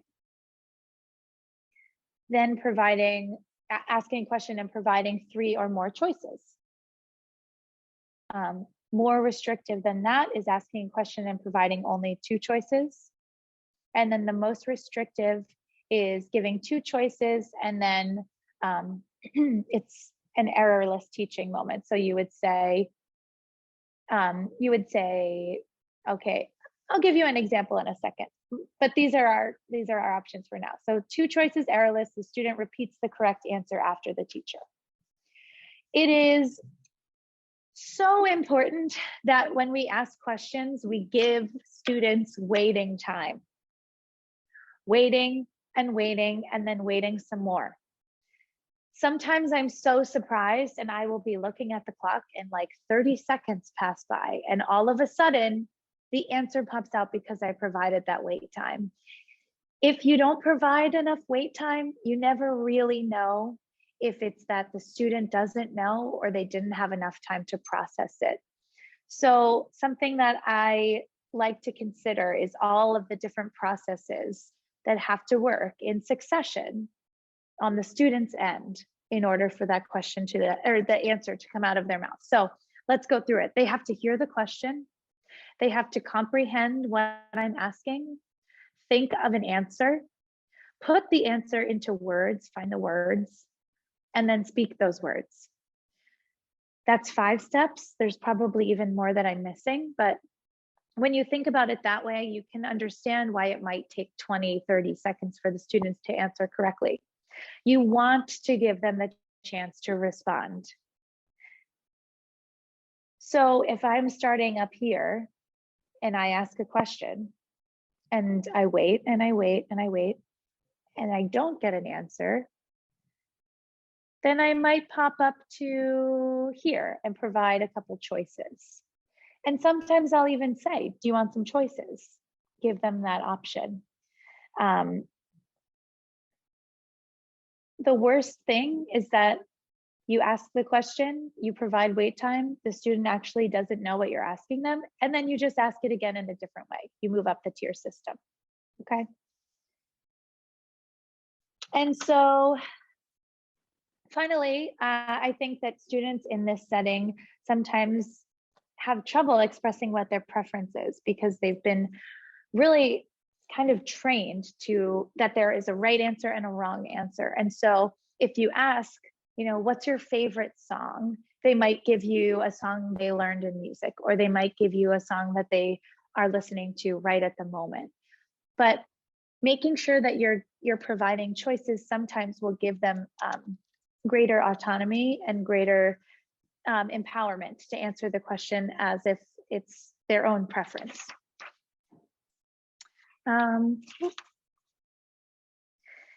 Planning how you're going to ask questions often requires a bit of extra planning and prep, but it's a skill that we can develop so that we're always ready to break a question down further for a student or provide some choices. And sometimes with choices, we can also present them with a couple of visuals, which we talked about this morning. So questioning for preference. I have found, and this is through teaching music and art, that teachers are sometimes resistant to limiting students to a few choices. They think that it limits their creativity, and they want their students to have freedom to choose whatever they might want. And I want the same thing, believe me. I want my students to be able to express what they want. But sometimes students don't have the language, or they're overwhelmed by all of the choices. And so giving students a choice of several items still allows students to make a choice. The message still gets across that they have an option, that they can change their mind. But it's more appropriate to that student's communication needs and skill level. Asking an open-ended question can be overwhelming to the student. They might not understand what you're asking, and providing a student with fewer, more focused choices may help to avoid communication frustration and a breakdown. So for preference, an example would look like this. What instrument do you want to play? That's our most open-ended, that's our least restrictive. This one doesn't really apply, a question with no choices. What instrument do you want to play? And then give them 3 options: shakers, rhythm sticks, or drum. Still not getting an answer. What instrument do you want to play? Rhythm sticks or a drum? And then finally, the most restrictive, what instrument do you want to play? Drum. And then the student would repeat drum. And I have had many, many students who I've presented with 4 choices, and when I cut it down to an array of only 2, they're able to make a choice. And so this really is something that we see in special education. This isn't just, teachers trying to have control over a situation. Okay, hopefully that makes sense. If there's any questions, let me know. Moving on. One more example of just questioning, different questions. So after listening to Rhapsody in Blue, the teacher asked this question: what did you notice while we listened? And then so on through the steps. And then, as I said, choices can be given verbally or with a picture visual. More likely than not, I would have picture visuals with me when I'm asking something like this.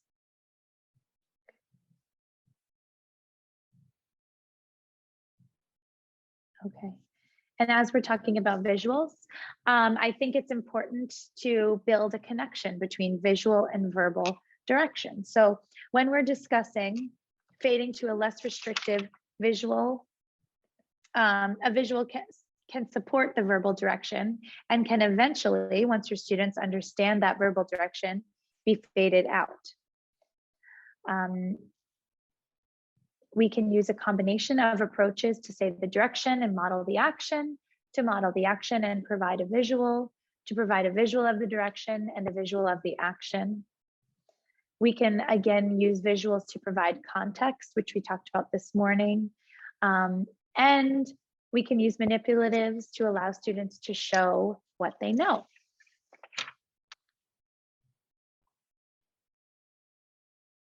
Manipulatives are props, items that students use and can manipulate to show the answers to a question rather than having to physically write it out.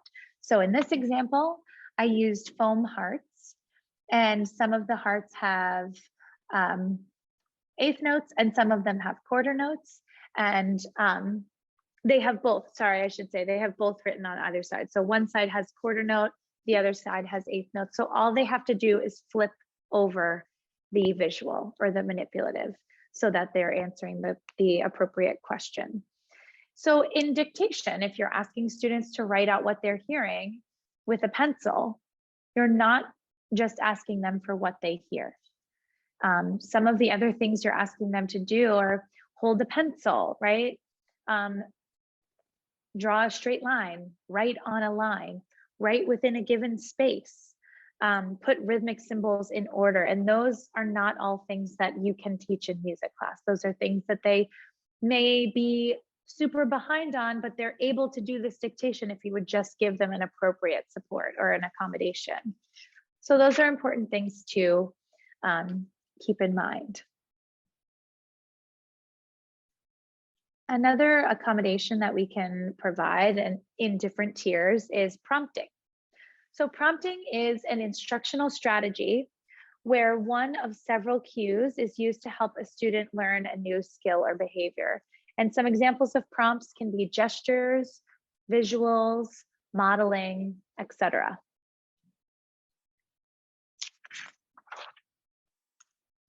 Prompting again falls on this hierarchy. So from most restrictive to least restrictive. The hierarchy can be different depending on the area that you're teaching in, but generally this is the way that I have found it helpful to prompt in music class. Before providing any prompt, you want to see what the student can do independently. Obviously, you never want to prompt a student who doesn't need it. If you give the student the direction, play the drum, and the student hits the drum, you know that there's no reason to do any kind of physical prompting at all. They've got it. I rarely will use a full physical or a hand over hand prompt. The only time that I'll do this is when I'm first introducing a new skill and I want the student to learn it correctly. So this morning we talked about playing and stopping. That's something that I want students to start getting quickly and understanding that when they're doing this, they're playing. And if they're still doing this after I say stop, this doesn't mean stop. These are two different things.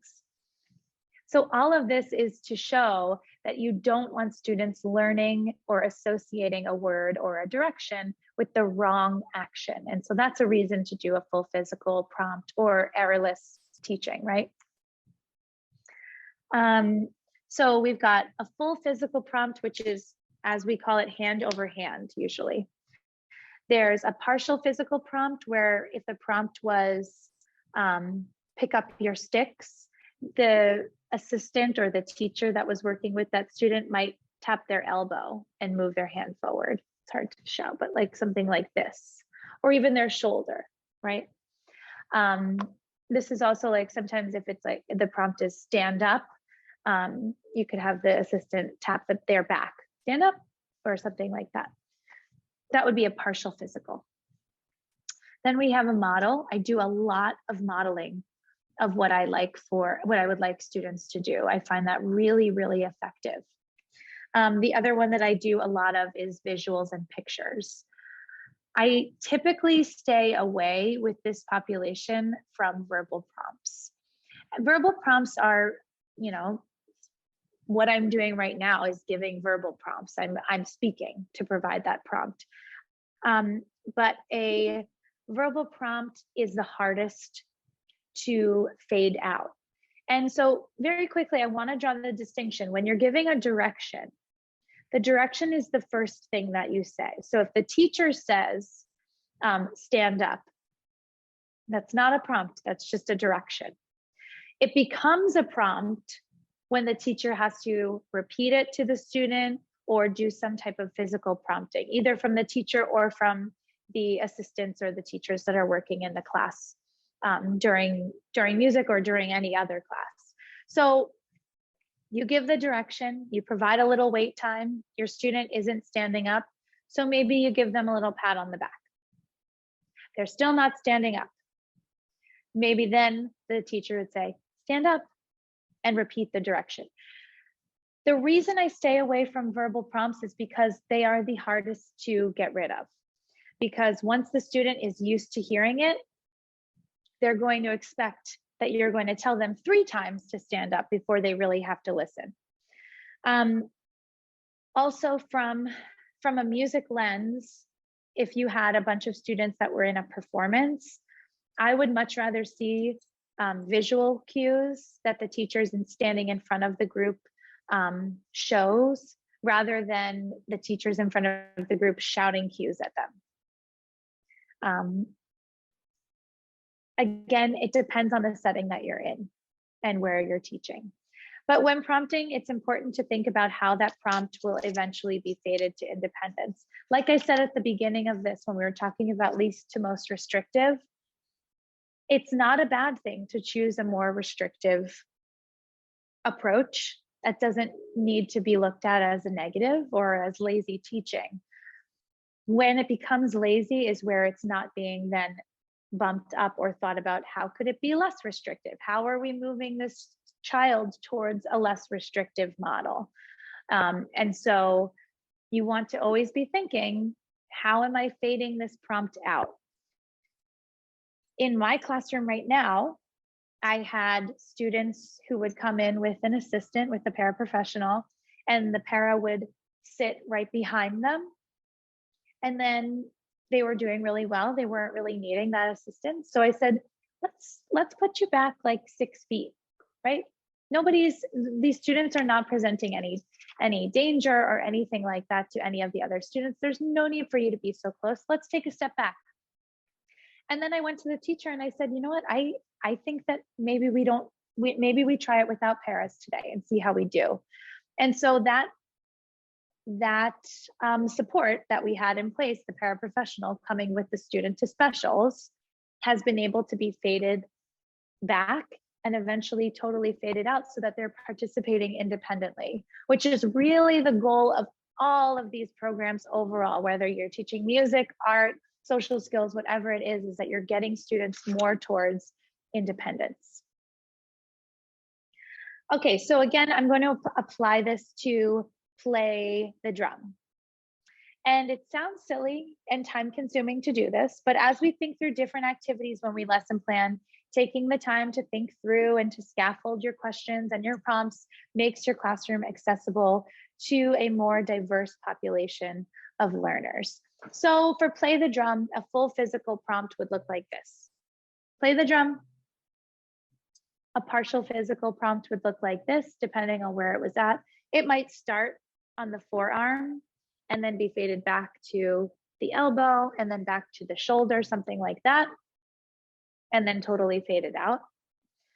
A model could look like me sitting at the front of the room, which I always do, having a drum in front of me, and I say, play the drum, and I start playing the drum and they join me. A visual would be similar to some of the ones that I showed this morning, with a picture of a drum and a quarter note, and it says play underneath. So I could show something like that. Verbal direction would be, okay, play the drum, we're playing the drums, or play the drum. And if the student is not playing, repeating the direction. Gesture, the student is sitting at the drum, you say, play the drum, and you just point to the drum. And eventually they do it. And of course, independence is just you say, play the drum, and they go. Any questions on prompting? Prompting, questioning, antecedent, behavior, consequence, any of that stuff. Some of this is pretty jargony and special ed specific. And so I wonder if anybody has heard terms like this before or has anything coming to mind here. Okay, if anything comes up, please feel free to use the chat. Now I'm going to look at some real world applications and ways that I have adapted material for students. So as I kind of said this morning, I found that we spend a lot of time thinking about how we can challenge students and make it harder, make our content more difficult, and add rigor and all of these words that administrators use. But we don't talk or put a lot of emphasis on what we are supposed to do if students are not at the level of their curriculum or at the level of their peers, and how we build up the skills that are more on the beginner or the prerequisite side of a curriculum. And so these are some activities and adaptations that I have used that have been really successful in my classroom. Okay. So when I'm introducing new songs, I present the main song themes, and let me just make sure. I don't know if I included the same slide, but double check. Oh yeah, okay. So I present the main song themes and I discuss as appropriate at an appropriate level to those students. This may include asking some questions. This might just include me saying, this is a dog. Everyone say dog. What does a dog say? Bark or ruff, whatever it is.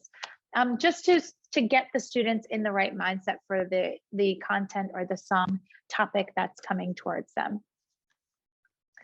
After I do that, I'll sing the song several times, inviting students to participate as appropriate.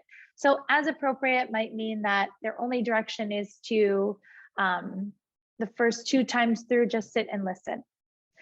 The 3rd time through, the direction might be, okay, now we're going to keep a steady beat. Everybody keep a steady beat like this. Keep a steady beat like this and sing it through again. You're trying to find ways to give students more repetitions with the repertoire that you're giving them. So instead of just with typically developing students, I usually jump right into singing the song and asking them to keep a steady beat because that's what they need. They need a little bit more to keep them engaged. These students need less to keep them engaged. They need to be able to focus on one thing. And so at first, the one thing I want them to hear is the song, the melody, the words. 2nd, 3rd, 4th time through, I'll ask them to find the beat.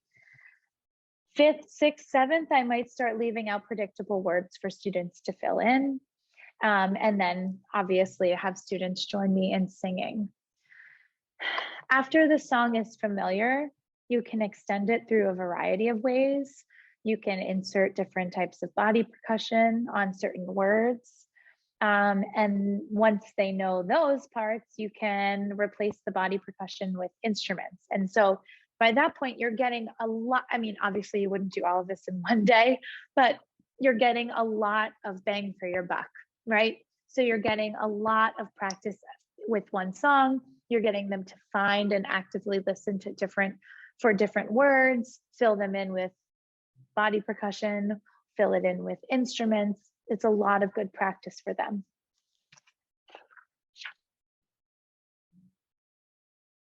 Okay. So I wonder if anybody is familiar with the song Doggy Doggy. It sounds like this: doggy, doggy, where's your bone? Someone stole it from your home. It's kind of a standard elementary school piece. It wouldn't be a song or a game that I would play with students that are older.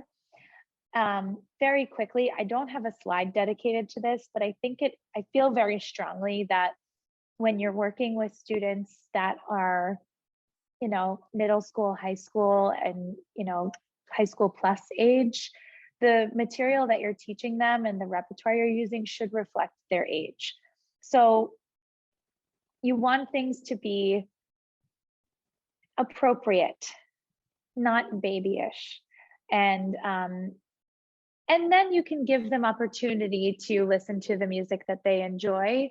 But I think that it's important as music teachers that we're exposing children and teenagers and young adults to other music, right? They already know about the music from Frozen or the music from Sesame Street. Let's give them something new that they might latch onto.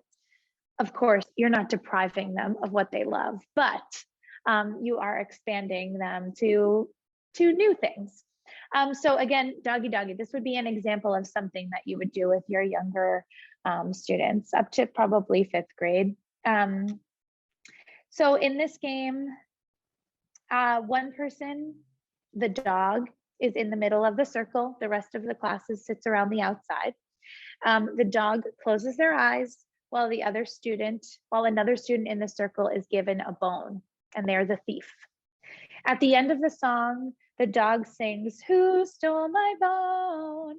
And the thief responds with, "I stole your bone." And the dog has to guess who has the bone based on the voice that they're hearing. It's a great game. I have found it to be super accessible to all different types of students, because even if you're not understanding the words that that person is saying, or if the singer really has kind of unintelligible speech, you can hear the direction that the sound is coming from. So it becomes a bit more of a listening game. So this right here is the original way to play the game. Wait a minute. Nope, it's flip-flopped. This is the original way to play the game. And then this is the adapted way. Sorry about that. So who stole my bone? I stole your bone. In this adaptation, I just shortened the response. So I did becomes much shorter, much easier to sing. And of course, many students are just speaking it, and that's okay too. Another way to adapt it is that instead of one student singing the dog part, "Who stole my bone?" the entire class can sing that. And then the one thief can sing, "I did." Another way you can further adapt it, I know I have thought through a bunch of different ways to do this, but another way to adapt it is for the entire class to sing this. And if you have a student who has limited verbal communication, you could just give them some type of instrument, either a drum, a triangle, it could be their choice. And then again, whoever is the dog just has to listen for the direction that they heard that instrument coming from. There's no need or importance that on the student actually singing those words. The last way you can adapt this is by using students' AAC devices. So it's very easy to edit these devices and quickly add buttons in. So you can add a button with these two phrases, so students who use assistive technology can participate with their device. I was lucky in my last school that I had a music class iPad that had the communication software Proloquo to go on there. And so I had a bunch of different buttons on there for different games. So I could just hold it up to the student and they would press the button. So those are a couple of different ways to still be able to play singing games in music class, just with a little bit of adaptations. This was a slide that we had that we saw earlier this morning, and I used it to talk about providing context when you're introducing new songs. And this was for a listening example, but you could just as easily use it for any kind of song that you're singing. And so using this to provide context might look like asking your students where this is, what it looks like, what they see, and then asking for some more information. Does it look like a sunny day or a rainy day? How many birds do you see? What sound does a bird make? And all of those questions get your students in the right mindset for the activity that you're about to do. So after they hear about the bird who sings cuckoo, cuckoo, they might be more ready to listen to the cuckoo in the depths of the woods from Carnival of the Animals and hear that sound. Whereas before, without all of that preparation, they might not be able to get there as quickly. Visuals like this are great. This is a slide I've literally used in my class with my students. Puppets are great. Stuffed animals are awesome. printed pictures serve the same purpose. So all of those different things are options for how you can provide context and kind of place the student in the setting or among the vocabulary that you want them to start using for a lesson. Okay. Now I will talk about adapting instruments. Okay. So before I even go further, I think that a lot of us are, fine music educators, and we come from these programs that are incredible programs for raising strong choral singers. Like that's what I learned in Westminster Choir College, or creating strong ensembles and great performers. And there are a lot of rules in that world. So I'm going to absolve you all of that burden and say, don't be afraid to break away from the conventional ways of playing instruments, the ways that you learned in college, how you're supposed to play. I know with ORF instruments, you're supposed to, have students tuck their fingers under.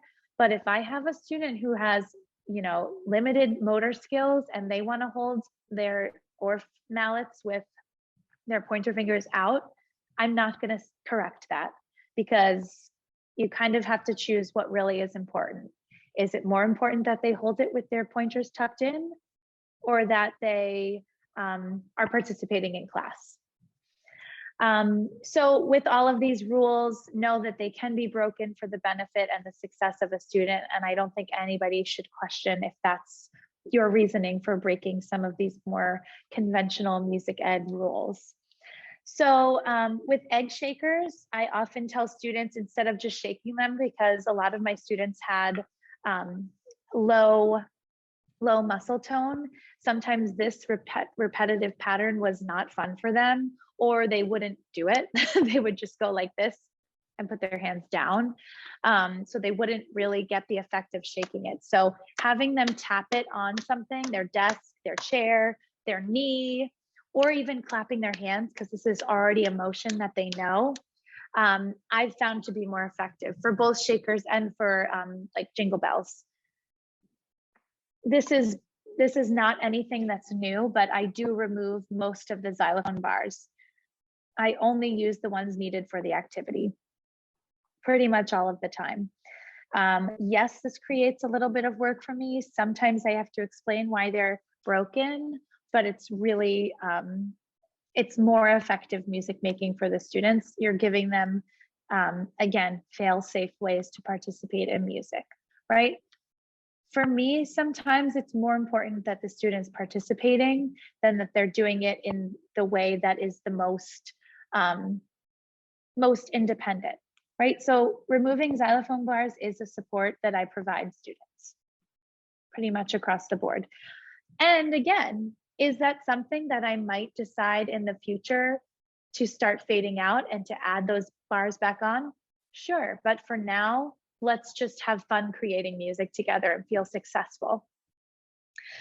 Finally, I have beautiful tubanos in my classroom, and I have students who hate playing them with their hands, or they can't get the right sound using their hands. And so I just give them a mallet.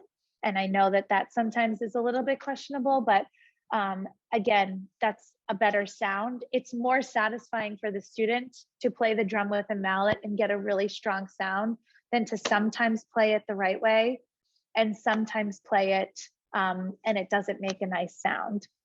I have a lot of frustration with hand drums because I think they're really, really hard for students to hold and play and get a good sound with them. So if anybody has figured out a way to adapt hand drums, please let me know, because I haven't figured that one out yet.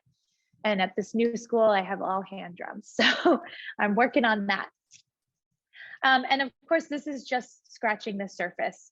I recently ordered cuffs to put on students with low muscle tones wrists for extra support in holding mallets. So I'm excited to try those out. there's a lot that's already out there. And then there's a lot that you can talk to like your OT team about. I am a big fan of communicating with the other professionals and experts in your school and using them as a resource, because more often than not, my OT at my school, she's fabulous, and she will just like rig something up for me, and it works really, really well. Okay. So movement and dance sort of goes along the same lines as playing instruments. So when I started teaching, the first students that I taught in the autism program were super high energy. And so they loved when we did high energy movement activities, and they needed it. When I switched schools and I went to a school that had students with more significant needs, they were much more about the low energy movement activities. And so it's just important to know whether your students, what they need. Do they need the high energy, or do they need the low energy activities?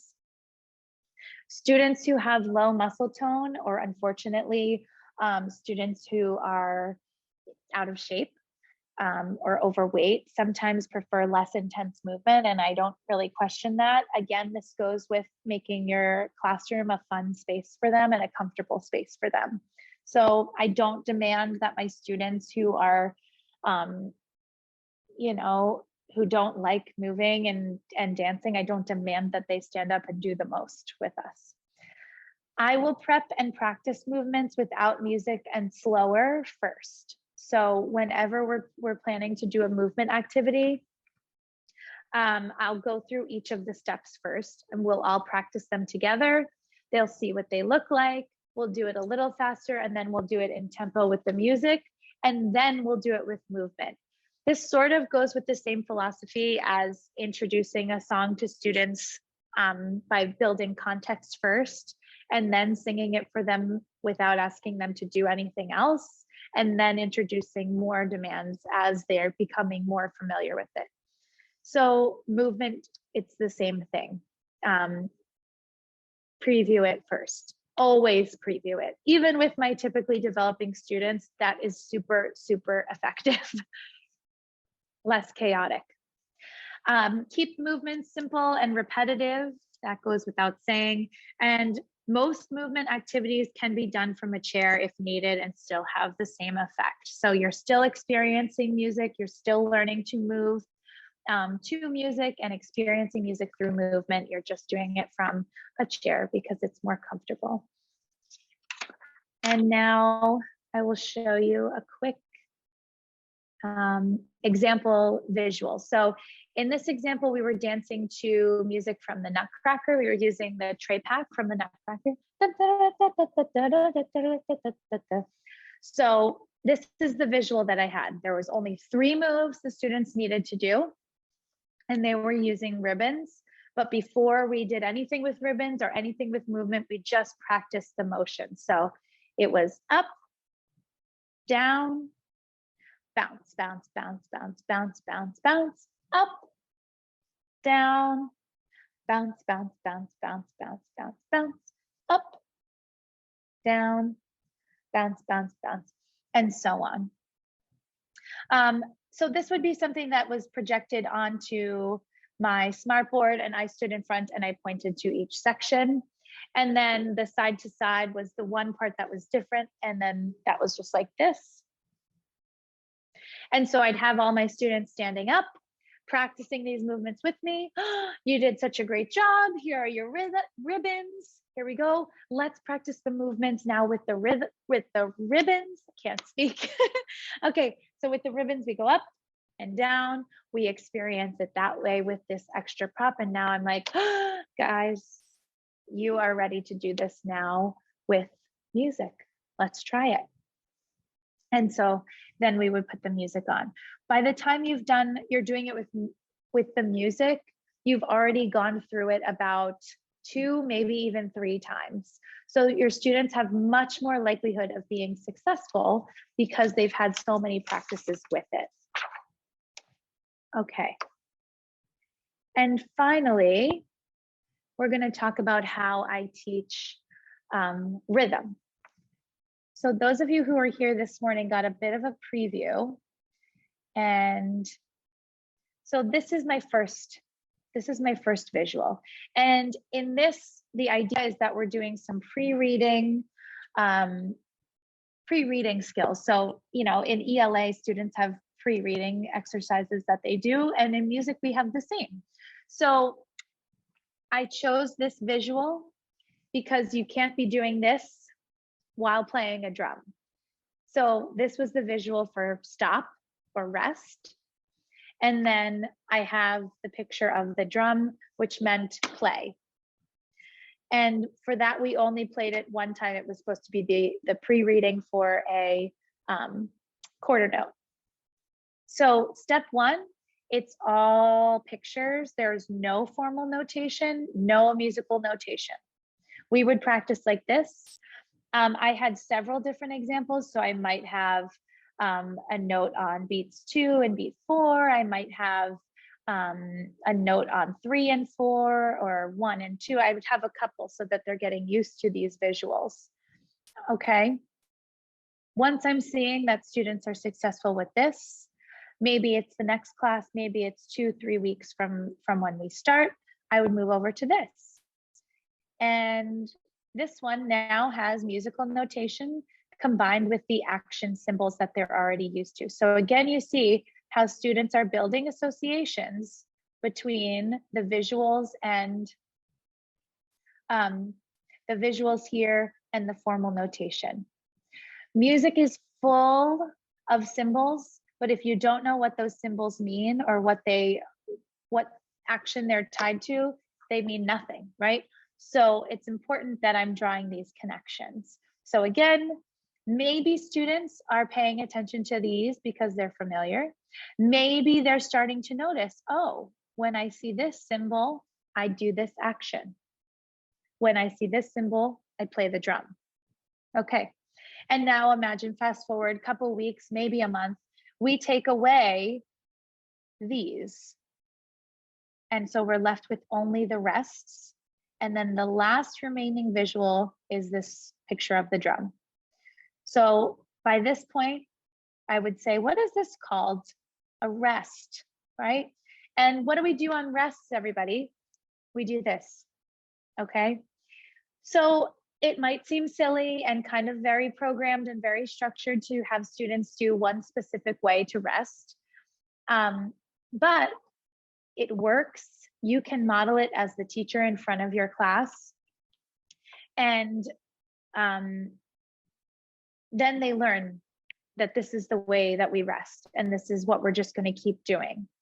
I have also tried something like doing this on the drum to rest, but students, if they go like this, can still play the drum. So that's why I chose this one. So finally, we've got musical notation with no visuals, no extra visuals there. You're just with notation. The one thing I didn't add was the stem. Of course, would be something that I would add. And then boom, your students are reading suddenly, not so suddenly, but suddenly, formal musical notation. And this is a process that I have used with my students. And it took a long time, but about a year and a half into my, like a year and a half after I started this, we got to this point. So it does take a lot of time, but it's important that you give students that time, because how successful they felt when they finally were doing it was amazing. It was really, really awesome. It wasn't a fast process, and that's okay. So I have a couple of final tips. Take the time to get to know your students, their interests, their strengths, their deficits, and how they like to be praised. Having this information will make your classroom a place that they want to be. Force your students at every opportunity you can. Whenever they attack an activity, nothing is too small an attempt if it's closer towards your end goal. It's a win. Whenever possible, incorporate classroom behavior plans and reinforcement systems into the art or music room. So along with that, we talked about today, ask your special education teachers what students work for in classroom. And even if they say they work for watching videos of Elmo, maybe you just incorporate Elmo into music class, and that's how you bring them in or motivate them or engage them. Every single student is at a different level, so plan to accommodate and differentiate by having scaffolded questions and prompts and choices already brainstormed along with visuals to go with all of those. Strive for the least restrictive environment, but don't be afraid to choose a more restrictive system to start. Put a plan in place to fade to a less restrictive model eventually. That goes for prompting or questioning. And finally, ask for help. Special education is full of abbreviations and jargon, and it's not your job to know all of it as the music teacher. Okay, so with that, that is all I had for today. So Great. Let's see what we have for questions. yes, if we have any questions, procedure as this morning. we've got Feel free time. to use the chat Yes. or the Q&A, and Kayla will respond. And Kayla will send me her slides, so I'll get those out to you all on Monday. Yes. So let's give folks a little time. Okay. Questions, comments for Kayla?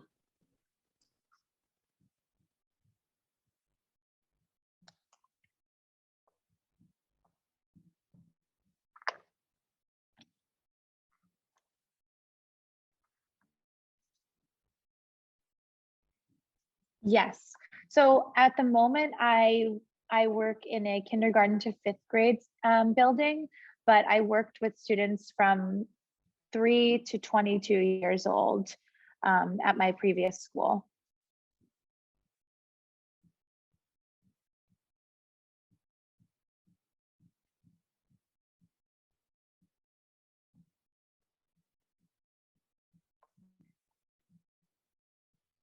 If there's a follow-up to, thank you, Janet, I'm glad you enjoyed it.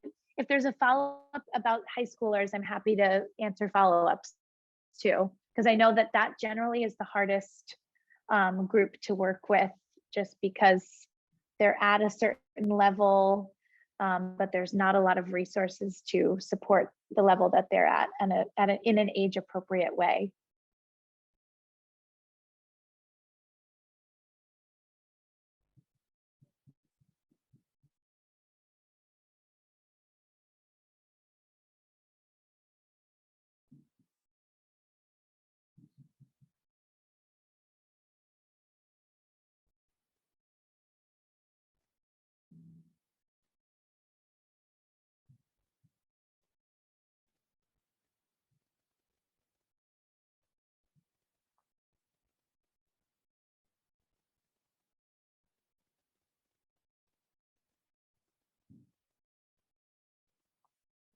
Okay.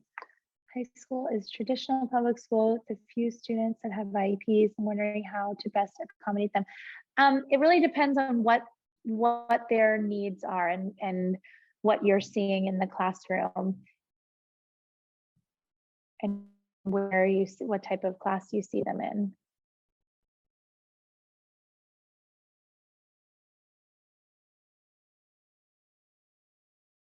Mostly ADHD with anxiety. Okay.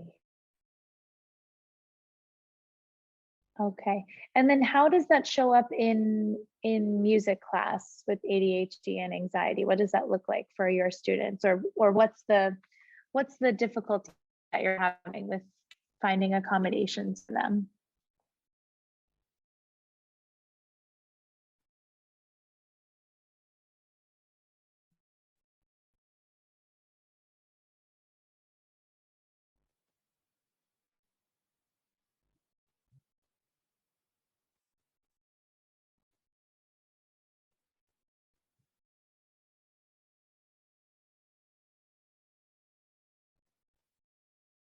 Yeah.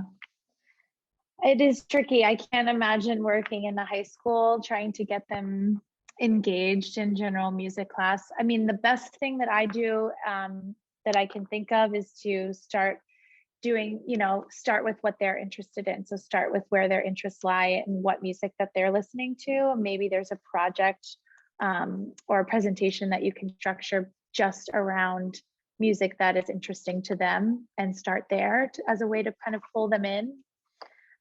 This sort of lies with, I forget if I said it this morning or this afternoon, in that whole thing where we kind of need to break away from what we had done traditionally and break away from curriculum-based things and really focus on that, engaging students and building relationships with them first, even if it is like a group project or something that you need to do that.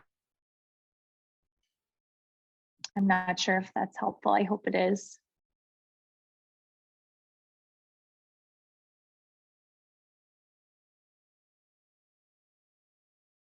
Other questions or comments?